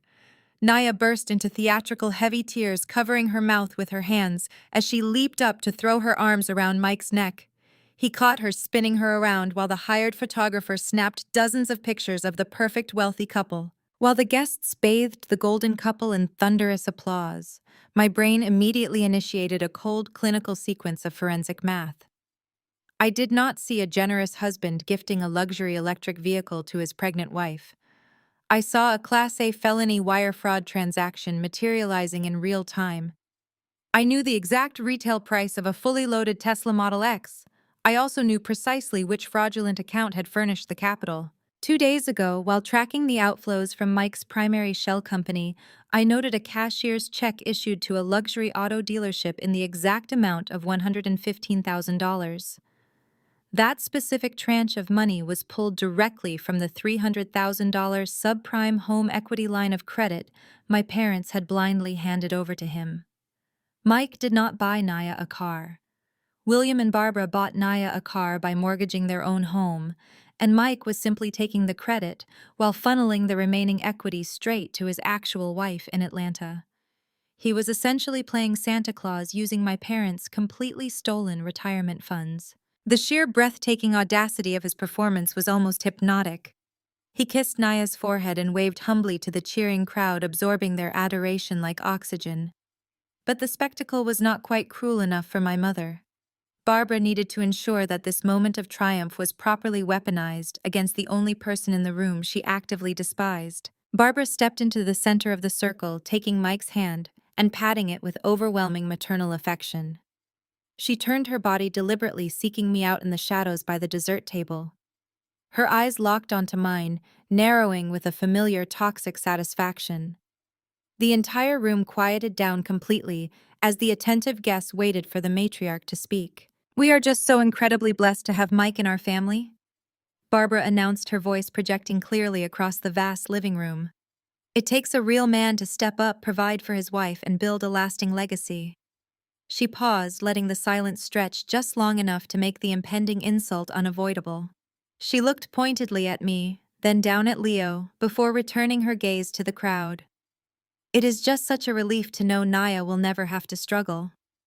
It is a blessing to see a real father in action, unlike some deadbeat men who run away at the first sign of responsibility, leaving behind nothing but broken homes and pathetic excuses." The tension in the room spiked instantly, transforming the air into something thick, heavy, and unbearable. Several guests shifted uncomfortably, their eyes darting between Barbara and my stoic face. Naya smirked, stepping forward to deliver her own scripted contribution. She rested her hand gently on her swelling stomach, happily picking up her crystal flute of sparkling cider. She looked around at her friends, ready to speak. I knew exactly what she was about to say. I knew the words about to leave her mouth because her cruelty was predictable. She was going to brag about her stable two-parent household. She was going to deliver the final insult. And I knew my 9-year-old son was about to stand up, drop his macaron, and burn her counterfeit kingdom straight to the ground. The memory of that spectacular room silencing implosion echoed pleasantly in my mind as the timeline snapped rapidly back to the present moment. I was no longer standing in that suffocating, flour-choked living room. I was sitting comfortably in the driver's seat of my sedan. We were parked safely across the street, concealed within the cool, deep shade of an elm tree. The contrast between the explosive, hysterical chaos erupting inside my parents' mansion and the tranquility inside my vehicle was profoundly satisfying. The engine hummed with a quiet, steady rhythm. The air conditioning blew a gentle breeze against my face. We were completely insulated from the toxic fallout we had just unleashed. From the back seat, the soft rustling of a seatbelt broke the comfortable silence. I looked into the rearview mirror. Leo was sitting perfectly straight, his hands resting neatly on his lap. He did not look scared or anxious. He looked like a junior analyst who had just successfully presented his very first corporate audit. "Mom," Leo asked quietly, his bright eyes meeting my reflection in the mirror. Did I do a good job in there? I turned around in my seat to look at him directly. A wave of fierce, overwhelming pride washed through my chest. He had executed the delivery with flawless precision, stripping away their power with a single, undeniable question. You did perfectly, buddy. I told him, my voice thick with genuine warmth.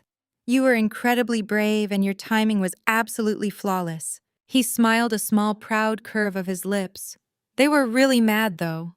Aunt Naya dropped her glass and Grandpa looked like he wanted to yell. Should we have stayed to tell them the rest of the numbers? I shook my head slowly, leaning back against my comfortable seat.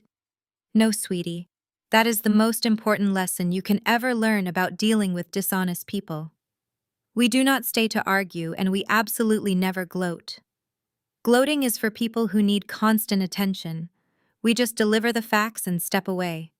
We let the math do all the talking. The math is already tearing down their lies, and it does not need us standing there to help it work. Leo nodded thoughtfully, fully absorbing the lesson. He leaned back against his seat, perfectly content, watching the massive house across the street, like we were waiting for the grand finale of a dramatic movie. My attention shifted back to the sprawling colonial mansion. The heavy oak front door suddenly and violently flew open, slamming hard against the exterior brick wall. Mike burst out onto the front porch. The smooth, untouchable venture capitalist persona he had maintained for the past 2 years had completely evaporated into thin air. He looked like a man running for his absolute life. He stumbled down the brick steps, nearly tripping over his own expensive leather shoes. His breathing was visibly heavy and erratic. His hands shook wildly as he frantically tore at the collar of his bespoke Italian suit, ripping his silk tie loose as if the fabric were suddenly choking him. The polished, charismatic predator who had just proudly gifted my sister a stolen luxury vehicle was entirely gone. In his place was a desperate, terrified criminal who finally realized the walls were rapidly closing in. He sprinted down the manicured driveway, his eyes darting frantically in every direction. He was heading straight for his prized possession. The sleek black Porsche 911 sat parked near the street, gleaming brightly under the afternoon sun. It was his ultimate escape vehicle, his fast ticket out of the suburban trap before the federal authorities could arrive and place him in handcuffs. He reached deep into his pocket, pulling out the keys. He lunged for the driver's side door, his hand wrapping desperately around the handle. But then Mike froze. He stopped dead in his tracks, his body going completely rigid. I watched his shoulders slump as a devastating realization washed over him. He slowly lowered his hand, dropping the keys onto the pristine concrete driveway. I knew exactly what was running through his panicked mind. He could not take the Porsche. He could not use it to run. The car was not registered in his name. It was leased under one of the fraudulent shell companies he had created to launder my parents' stolen money. It was the exact same limited liability company I had flagged in my comprehensive dossier to the Securities and Exchange Commission. Because the asset was tied directly to an active federal financial crimes investigation, the license plate and vehicle identification number were already entered into the National Law Enforcement Database. The moment he drove that car onto a public road, toll cameras and police scanners would trigger an immediate alert. Taking the Porsche would not be an escape. It would be a homing beacon broadcasting his exact location to every federal agent in the tri-state area. He was completely trapped. Mike slowly backed away from the car, his hands resting heavily on top of his head as he paced in a tight, frantic circle. He fearfully looked back at the house, knowing the hysterical rage of my family awaited him inside. He looked down the empty street, knowing the federal authorities were already en route. He suddenly had absolutely no cash he could legally access, no vehicle he could safely drive, and no lies left that anyone would believe. The brilliant financial architect had built himself an inescapable cage, and I had simply locked the heavy door from the outside. The first sound was a faint, high-pitched wail carried on the gentle afternoon breeze. At first it sounded like a distant echo, something easily ignored by the affluent residents of this pristine neighborhood. But within seconds, the noise amplified, multiplying and bouncing off the sprawling colonial facades. The wail transformed into a deafening, terrifying roar. Sirens. Not just one or two, but an entire chorus of emergency vehicles screaming toward my parents' address. I sat comfortably in my sedan, resting my hands on the steering wheel, watching the final act commence. Mike heard the sirens too. He stopped pacing and whipped his head toward the entrance of the subdivision. His chest heaved as he took an involuntary step backward. He looked like a deer caught in the headlights of an oncoming freight train. The peaceful suburban illusion shattered completely as three massive, unmarked black SUVs tore around the corner, flanked immediately by two fully marked local police cruisers. They did not slow down to admire the landscaping. They did not carefully pull into the circular driveway. The lead SUV jumped the curb entirely, its heavy tires tearing deep, muddy trenches through my mother's meticulously manicured front lawn. The other vehicles swarmed the property, forming a tight, aggressive barricade that completely blocked all possible escape routes. Dust and grass clippings flew into the air, settling over the imported luxury cars parked in the driveway. The reality of a federal raid is not at all like the highly stylized, glamorous depictions you see in action movies. It is jarring, aggressively loud, and entirely devoid of elegance. It is an overwhelming deployment of brute force designed to utterly neutralize the target. Before the vehicles even came to a complete halt, the doors flew open. A dozen agents poured out onto the grass. They were not wearing tailored suits. They wore thick tactical vests and dark windbreakers with the letters FBI emblazoned across the back in stark yellow font. They moved with a terrifying synchronized efficiency. Heavy combat boots pounded against the concrete and grass. Radios crackled with sharp staccato commands. Weapons were drawn, held at the low ready, but the message was unmistakably clear. Any sudden movement would be met with overwhelming lethal retaliation. Federal agents immediately established a secure perimeter, fanning out to cover the side gates and the backyard. Two local police officers blocked the street, redirecting confused and alarmed neighbors who were beginning to step out onto their front porches. The tranquil image-obsessed neighborhood had instantly transformed into an active federal crime scene. Mike stood frozen near the front bumper of the leased Porsche. He did not run. He did not try to fight. The staggering reality of federal authority completely stripped him of his fake confidence. As two burly agents advanced on him, screaming commands to get his hands in the air, Mike simply raised his trembling arms. He opened his mouth perhaps to deploy one last desperate lie, but the agents gave him absolutely no room to speak. One agent grabbed Mike by the shoulder, spinning him around with brutal, unceremonious force. They shoved him hard against the expensive brick veneer of my parents' home. The impact forced a sharp, loud grunt from Mike's lungs. The custom Italian suit jacket he had proudly worn to pitch fraudulent investments scuffed roughly against the abrasive masonry. An agent kicked Mike's legs apart to widen his stance thoroughly, patting him down for weapons. The sharp metallic ratcheting sound of heavy steel handcuffs locking securely around his wrists echoed across the front yard. It was a cold, mechanical noise that signified the absolute end of his freedom. "You have the right to remain silent." The agent barked the words directly into Mike's ear, delivering the Miranda rights with a flat, practiced monotony. "Anything you say can and will be used against you in a court of law. You have the right to an attorney. If you cannot afford an attorney, one will be provided for you." The words were a death knell to the venture capital illusion. Mike's face was pressed uncomfortably against the cold brick. His eyes were wide with a profound, consuming panic. He was completely stripped of his dignity, exposed in broad daylight for every single person on the street to witness. The neighborhood was fully alert now.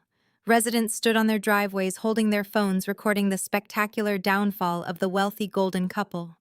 The social standing my parents had sacrificed their souls to maintain was being broadcast live to the entire zip code. I shifted my gaze from the humiliated predator on the driveway to the massive bay windows of my parents' living room.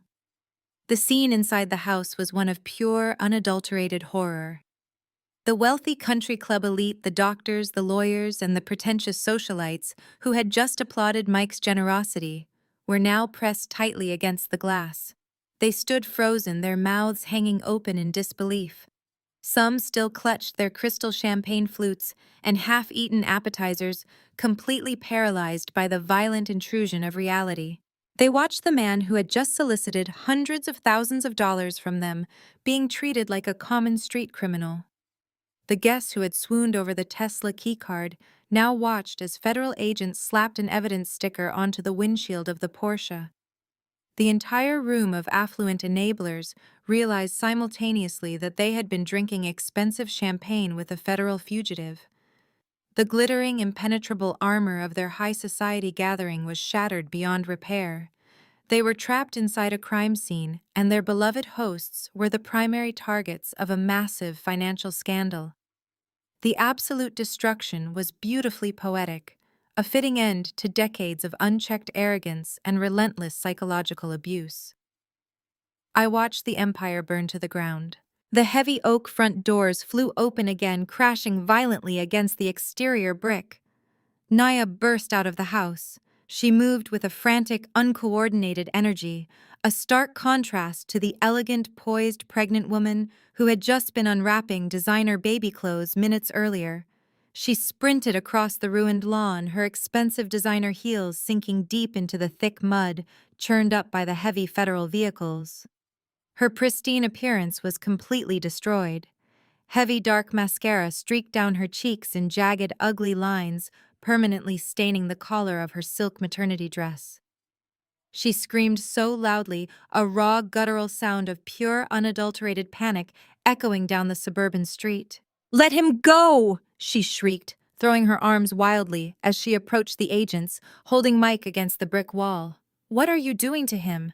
Get your hands off my husband right now." One federal agent stepped forward immediately, raising a hand in a firm, undeniable warning gesture, ordering her to stay back and not interfere with an active federal arrest. Naya did not listen. She was too heavily intoxicated by her own manufactured privilege to understand that federal law enforcement did not care about her country club status or her expensive baby shower.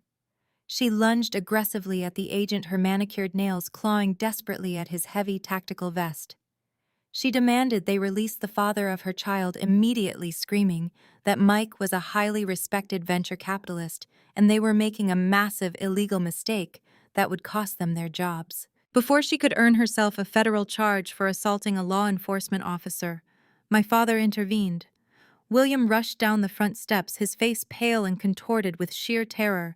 He grabbed Naya tightly by the waist, wrapping his arms securely around her to pull her backward away from the armed agents. Naya fought him viciously.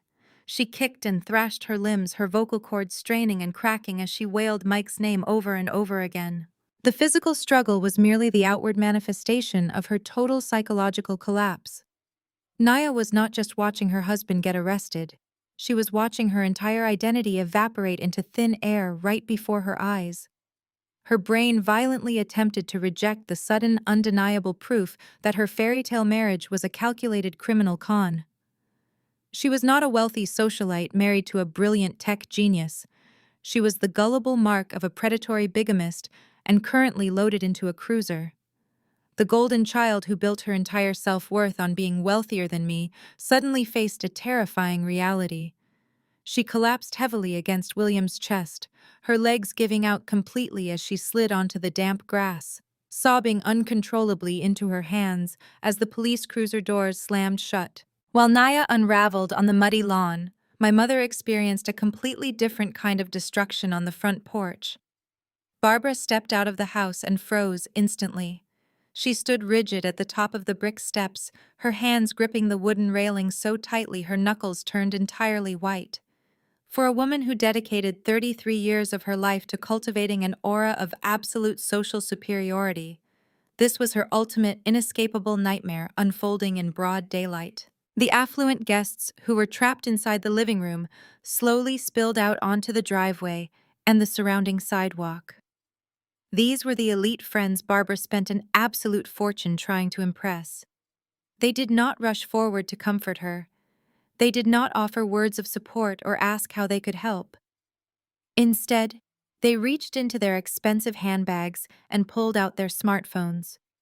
I watched with cold satisfaction as dozens of glowing screens were held up high, recording every agonizing second of my family's catastrophic downfall. The people Barbara considered her prestigious peers actively documented her public execution to share on group chats and social media platforms before the police cars even left the subdivision. Barbara looked directly at her friends, her mouth opening to offer some kind of explanation. But no words came out. The sheer volume of the disaster rendered her completely mute. She realized in that agonizing silent moment she was no longer the reigning queen of the neighborhood. She was the punchline. She was the arrogant, foolish woman who mortgaged her own home to fund a criminal enterprise. Her social death was instantaneous, absolute, and completely irreversible. The humiliation escalated as the raid moved aggressively into its next operational phase. More federal agents emerged from the house carrying heavy cardboard evidence boxes. The entire mansion was now an active, heavily monitored crime scene. The agents systematically dismantled the house from the inside out. They carried out William's desktop computer, Barbara's laptop, and massive stacks of financial documents seized directly from the home office. They marched right past Barbara, ignoring her completely as they loaded the boxes into the back of the black SUVs. Every single box carried out the front door was another heavy nail in the coffin of my parents' fake wealth. The country club guests whispered to each other, pointing at the evidence boxes and shaking their heads in mock pity. The neighborhood group chats were undoubtedly exploding with the scandalous news cementing my family's permanent disgrace. Barbara slowly sank onto the top step of the porch, wrapping her arms tightly around her knees. She stared blankly ahead, dead behind the eyes. The lavish caterers were still inside, the expensive floral arrangements still decorated the living room, and the imported champagne was still chilling in the kitchen. But the party was permanently over. The glamorous illusion they had starved and abandoned me to protect had been torn down to the bare studs, exposing the ugly, rotting foundation underneath. I sat comfortably in my car holding Leo's hand, feeling a profound, quiet satisfaction as the federal agents took absolute control of my family's ruined estate. I watched the flashing red and blue lights paint the suburban street for a few more seconds before reaching into my purse. I pulled out my cell phone and dialed a secure encrypted number. My lawyer, David, answered on the very first ring. "Are you watching the show?" David asked, his voice laced with immense professional satisfaction. "I have front row seats," I replied, keeping my eyes locked on the chaotic scene unfolding across the street. "They just put him in cuffs. Naya is on the ground. It is exactly as we anticipated." "Good," David said smoothly. "The Securities and Exchange Commission Task Force just confirmed they have successfully frozen all of Mike's known domestic and offshore accounts. But we need to move on the secondary phase immediately. Your parents are going to panic when they finally realize the $300,000 is gone forever. Have they received the official notice yet?" "Not yet," I said, a slow, cold smile spreading across my face. I wanted to let the federal raid breathe a little first. Send it now. Sending the courier immediately. He is stationed 1 block away. It should arrive right amidst the chaos. "You are a truly terrifying woman, Natalie." "I am just a woman who balances the books, David." I hung up the phone and placed it in the center console. To fully comprehend the sheer masterpiece of karma about to strike my parents, you have to understand the ruthless mechanics of the real estate market and the absolute staggering stupidity of their financial decisions. When William and Barbara took out that $300,000 home equity line of credit to fund Mike's fake startup, they did not go through a traditional Tier 1 bank. Their credit was already stretched to its absolute breaking point from years of funding Naya's failed retail businesses and maintaining their incredibly lavish hollow lifestyle. Instead, they went through a subprime private lender. The terms of that specific loan were entirely predatory. The contract required interest-only payments for the first 6 months, perfectly designed to keep the monthly obligations deceptively low. This initial grace period was supposed to be followed by a massive crushing balloon payment that required the entire principal balance to be repaid in full. My parents agreed to these suicidal terms because Mike had promised them a guaranteed 20% return within that exact 6-month window. They fully believed his fake tech startup would generate enough explosive profit to clear the debt and leave them incredibly wealthy. But Mike never delivered a single dividend payment. When his fake venture capital firm inevitably failed to produce any returns, William and Barbara immediately started drowning. They could not afford the massive monthly interest payments. They began defaulting on the loan almost immediately, hiding their desperate financial reality from their country club friends to keep up appearances. 2 weeks ago, the subprime private lender initiated formal foreclosure proceedings. The lender had no interest in owning a suburban property, so the house was quickly packaged and put up for a silent off-market distressed debt auction to recoup the initial capital. My forensic accounting firm frequently utilizes specialized, highly insulated limited liability companies to purchase distressed debt and perform corporate asset recovery. I monitor these private auction registries daily. When I saw my parents' mortgage suddenly hit the distressed debt registry, I did not hesitate for a single second. I used one of my completely anonymous holding companies to purchase their debt entirely. I bought it for pennies on the dollar, operating entirely in the shadows. I did not buy their debt to save them from financial ruin. I bought it to own them completely. By purchasing that distressed debt, my anonymous holding company legally became the primary lien holder of the property. I now owned the paper on their meticulously decorated colonial mansion. Because my parents were in severe default and had actively violated several strict covenants of the subprime loan agreement, my holding company possessed the absolute legal right to demand immediate acceleration of the debt. Acceleration is a devastating legal maneuver. It means the lender can legally demand that the entire remaining balance of the loan be paid in full, immediately revoking any previous payment schedules or grace periods. Obviously, William and Barbara did not have $300,000 sitting in a checking account. They were completely broke, leveraged to the absolute limit. Because they could not possibly satisfy the accelerated debt demand, my holding company held the unchallengeable legal authority to initiate an immediate eviction process and seize the collateral. The collateral, of course, was the very house they were currently standing in. The house where they had ruthlessly mocked my status as a single mother. The house where they had just hosted an outrageously expensive baby shower using stolen funds. I sat quietly in my sedan, reviewing the legal mechanics in my mind. The trap I had built was structurally flawless. There were no legal loopholes for them to exploit, no extensions they could file, and no expensive attorneys who could magically erase a legitimate defaulted contract. The law does not care about your social standing, and it certainly does not protect you from your own blinding greed. I had utilized the exact same financial systems they worshipped to architect their total ruin. I watched the front of the house intently. The federal agents were continuing to haul heavy boxes of documents out the front door, loading them efficiently into the back of the black SUVs. Mike was secured in the back of a police cruiser, his venture capital illusion permanently destroyed. Naya was still weeping on the muddy grass, her designer maternity dress ruined. Barbara was sitting paralyzed on the top step of the porch, staring blankly at the destruction of her social empire.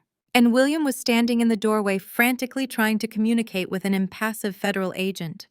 He was desperately trying to assert some semblance of authority in a situation where he had absolutely none.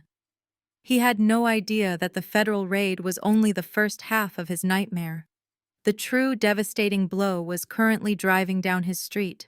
A generic white delivery van turned the corner and pulled smoothly into the driveway, slipping in right behind the chaotic cluster of federal vehicles and local police cruisers. The side door of the van slid open, and a professional process server stepped out onto the driveway. He was holding a thick, heavy legal envelope sealed with red tape. He did not look at the crying pregnant woman on the lawn. He did not look at the federal agents securing the perimeter. He walked straight up the front steps, stepping carefully around a discarded bouquet of blue and silver baby shower balloons, and headed directly toward my father. The legal checkmate was finally here, and I had the perfect view. I watched Mike, his bespoke suit ruined by the rough brick and muddy grass, being unceremoniously shoved into the back of a local police cruiser. The heavy metal door slammed shut with a definitive thud that seemed to echo down the entire street, sealing his fate. The federal agents, having secured their primary target, were now focused entirely on hauling heavy cardboard evidence boxes out of the house, loading them rapidly into the waiting black SUVs. Naya was still a crumpled, sobbing heap on the ruined lawn, her flawless makeup smeared across her tear-streaked face. Barbara sat completely paralyzed on the top step of the porch, staring blankly at the destruction of her carefully curated social empire. William stood frozen in the open doorway, looking utterly lost, frantically trying to communicate with an impassive federal agent who was actively ignoring him. He had absolutely no idea that the federal raid, as spectacular and devastating as it was only the opening act of his nightmare. The true crippling blow was currently navigating its way down his street. A generic, unmarked white delivery van turned the corner, its engine humming quietly, as it rolled past the stunned, whispering neighbors holding their smartphones. The van pulled smoothly into the driveway, slipping in right behind the chaotic, flashing cluster of federal vehicles and local police cruisers. The side door of the van slid open with a sharp metallic clatter, and a professional process server stepped out onto the concrete. He was a tall, unassuming man carrying a thick, heavy legal envelope sealed with bright red tape. He did not glance at the crying pregnant woman thrashing on the mud-soaked lawn. He did not seem to notice the federal agents securing the perimeter or the evidence boxes being loaded into the SUVs. He moved with absolute focused efficiency. He walked straight up the brick steps, stepping carefully and deliberately around a discarded, deflated bouquet of blue and silver baby shower balloons, heading directly toward my father. "William Sterling," the process server asked, his voice clear and completely devoid of emotion, cutting through the ambient noise of police radios and Naya's hysterical sobbing. My father turned, his face pale and bewildered. "Yes, I'm William Sterling. What is this? We are dealing with a situation here. You need to leave." "You have been served, Mr. Sterling," the man stated flatly. He thrust the thick, red-taped envelope directly against William's chest, forcing my father to instinctively grab it to keep it from falling. Without another word, the process server turned on his heel, walked briskly back down the steps, climbed into his white van, and drove away, disappearing back into the suburban landscape as quickly as he had arrived. William stared down at the heavy envelope in his trembling hands. The crisp official legal seal mocked him. He looked confused, his mind already overloaded by the sheer volume of catastrophe unfolding around him. With shaking, hesitant fingers, he tore open the red tape and pulled out the thick stack of legal documents inside. I leaned slightly forward in my seat, rolling down my window just an inch to ensure I had a clear view. I wanted to see the exact moment the realization hit him. William's eyes scanned the bold, capitalized header of the first page. It was the formal notice of acceleration and demand for immediate payment. I watched his brow furrow as he read the aggressive, uncompromising legal language. He was reading the precise terms of his own financial execution. The document clearly stated that due to multiple severe covenant violations and persistent default on the subprime home equity line of credit, the entire remaining principal balance of $300,000, plus all accrued penalties and interest, was due immediately. Failure to remit payment in full within 24 hours would result in immediate eviction proceedings and the seizure of the collateral property. He flipped frantically to the second page, his breathing becoming shallow and erratic as the sheer terror of the demand set in. He flipped to the third page, seeking an explanation, looking for a way out, searching for the name of the faceless, ruthless corporate entity that had purchased his debt and was now coming to take his home. He reached the final signature page. I knew exactly what was printed there. At the bottom of the document, beneath the formal declaration of intent to seize the property, was the signature block for the primary lien holder. It clearly stated the name of the managing director of the anonymous limited liability holding company that now owned him completely. William read the name. He stopped breathing. He froze entirely, his body turning rigid as a statue. He lowered the heavy stack of papers, his hands dropping limply to his sides. He looked up from the document, his eyes wide, frantic, and filled with a profound, suffocating horror. He slowly turned his head. He looked past the federal agents carrying out his computers. He looked past the police cruiser holding his fraudulent, bigamist son-in-law. He looked past the wealthy country club guests who were currently gossiping and recording his ruin on their iPhones. He looked directly across the street. His eyes locked onto my unassuming sedan, parked quietly in the deep shade of the large elm tree. He saw me sitting comfortably in the driver's seat, bathed in the cool air conditioning, wearing my immaculate charcoal gray designer dress. I did not look away. I did not break eye contact. I sat perfectly still, holding the gaze of the man who had called me a disgrace, who had demanded I sacrifice my son's future, who had thrown me out onto the street when I was 24, and terrified. I held his gaze with the cold, absolute certainty of a predator who had just closed the trap. I slowly raised my hand and gave him a deliberate freezing wave. The absolute crushing realization of what I had done, of who truly held his entire existence in the palm of her hand, crashed over him like a tidal wave of concrete. William dropped the legal papers. The thick stack of documents scattered across the pristine porch, fluttering in the breeze. He staggered backward, his legs giving out as he hit the heavy oak doorframe just to keep himself upright. He looked like a man who had just realized he was standing directly on a live landmine, and he was staring right at the person holding the detonator. I did not linger to watch the explosion. I rolled up my tinted window, put my sedan into drive, and pulled smoothly away from the curb. I drove out of the pristine subdivision, leaving the ashes of their counterfeit lives smoldering in my rearview mirror. I felt absolutely zero guilt. There was no heavy conscience, no lingering daughterly regret to weigh me down. Just the clean, unburdened lightness of a perfectly balanced ledger and a closed chapter. It was the absolute end of my subjugation. The legal aftermath was swift, brutal, and entirely public. Mike's empire of lies collapsed under the crushing weight of federal indictments.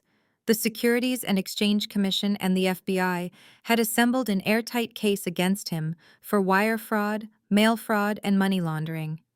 Facing an insurmountable mountain of forensic evidence, Mike took a plea deal to avoid a lengthy and humiliating trial. He was stripped of his bespoke suits and his arrogant smile, forced to trade his luxury lifestyle for a standard-issue federal prison uniform. He was sentenced to 15 years in federal prison. Naya's reality disintegrated just as thoroughly. The revelation of Mike's bigamy was the final nail in the coffin of her manufactured suburban royalty. Their marriage was legally annulled. She was not a wealthy divorcee, she was simply another victim of a federal con artist. Because the credit cards used to fund her lavish lifestyle for the past 2 years were opened strictly in her name, she was held entirely responsible for the $90,000 in consumer debt. Without Mike's fake income to float her, and without my parents able to bail her out, Naya was forced to declare Chapter 7 bankruptcy. She had built her entire identity on being superior to me, on having the perfect, wealthy husband. Now the golden child was staring down a future of extreme poverty and public humiliation. The golden child who had stood in that living room and mocked me for being a single mother was now facing single motherhood herself, completely destitute, with her social reputation in tatters. William and Barbara fought the eviction with the desperate panic of drowning animals grasping at thin air. They hired a cheap discount lawyer to argue that because they were victims of fraud, the foreclosure should be halted immediately. But the law does not care about your hurt feelings, and it certainly does not protect you from the consequences of your own staggering greed. The limited liability company I controlled had executed the debt purchase flawlessly. The legal system was absolute. My holding company held the rightful, indisputable claim to the property. 30 days after the baby shower raid, the county sheriff's department arrived at my parents' house to execute the final eviction order. William and Barbara were stripped of their country club dignity. Every neighbor they had ever snubbed stood on their manicured lawns watching the ultimate social downfall unfold in broad daylight. The sheer embarrassment was a punishment far worse than any prison sentence for people who worshipped appearances above all else. They were forced to pack whatever belongings they could fit into a rented U-Haul truck and permanently leave the affluent neighborhood they had fought so viciously to impress. They moved into a cramped two-bedroom apartment in a highly undesirable low-income part of town, taking a heavily pregnant bankrupt Naya with them. The house, the ultimate monument to their toxic vanity, was completely emptied. I sent in a team of contractors to clean stage and put the property back on the market through my firm. I sold the mansion 3 months later for a massive profit. I immediately deposited the entirety of those gains directly into Leo's 529 college savings account. The very money they had tried to extort from him ended up multiplying and returning to him through their own financial ruin. 1 year later, the chaos of that day felt like a distant, irrelevant lifetime. I was sitting at the massive mahogany desk in my corner office in Manhattan. The iconic New York City skyline stretched out before me, a brilliant tapestry of glass and steel reflecting the afternoon sun. My career continued its aggressive upward trajectory, my agency thriving beyond my wildest projections. The peace I felt was absolute, built on a foundation of unshakable financial and emotional independence.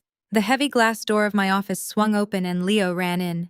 He was wearing his crisp private school uniform, his face glowing with sheer excitement. He was holding up a test paper, pointing eagerly to a bright red A circled at the top of the page. "Look, Mom," he beamed, slamming the paper onto my desk. I aced the math test. The teacher said my formulas were perfect. I pulled him into a tight hug, breathing in the fresh scent of his shampoo. "Of course they were perfect," I told him, planting a kiss on his forehead. "You have my brain. You know exactly how to make the numbers work." "Does this mean we can get ice cream tonight?" he asked, his eyes wide with anticipation. "It absolutely does," I replied with a genuine smile. "Extra cheese on the pizza first, then the biggest ice cream sundae we can find." I watched him run over to the leather sofa, pulling a comic book out of his backpack and settling in comfortably. He was safe. He was secure. He would never know the conditional love, the agonizing comparison, or the financial manipulation that had defined my entire youth. He would grow up knowing exactly what he was worth and knowing that his mother would burn down the whole world to protect him. Looking at him, I realized a profound truth. The best revenge is not engaging in screaming matches or staging dramatic, tearful confrontations. Breaking the cycle of abuse does not require shouting to make them hear you. It requires becoming completely untouchable. I had taken the very tools they used to oppress me and forged them into my ultimate liberation. The best revenge is letting the truth expose the guilty, letting the law handle the consequences, and living an incredibly successful, unapologetically brilliant life. They thought I was a failure because I didn't play their game. They didn't realize I owned the board. The most profound lesson from Nora's journey is that biological ties do not excuse toxic behavior, nor do they obligate us to endure financial or emotional abuse. Throughout her life, Nora was treated as the family scapegoat discarded by her image-obsessed parents when she became a single mother, while they endlessly subsidized her sister Naya's manufactured perfection.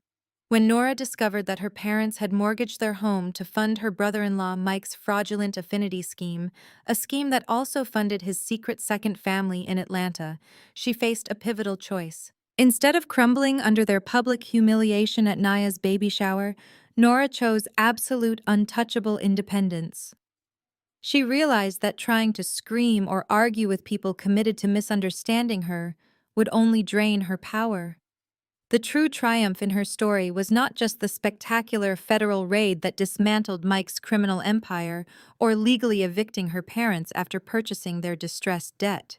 The ultimate victory was her internal transformation. She taught her 9-year-old son Leo that when people try to hurt you, you do not fight them with volatile emotions. You fight them with undeniable facts, logic, and unbreakable boundaries.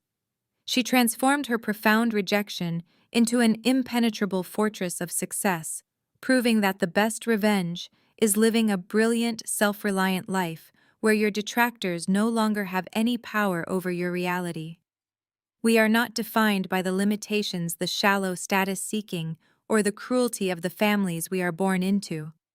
True family is built on mutual respect and genuine care, and sometimes creating a healthy life requires the immense courage to walk away from the very people who refuse to value you. Take a moment today to evaluate the boundaries in your own relationships and dare to prioritize your peace over toxic obligations.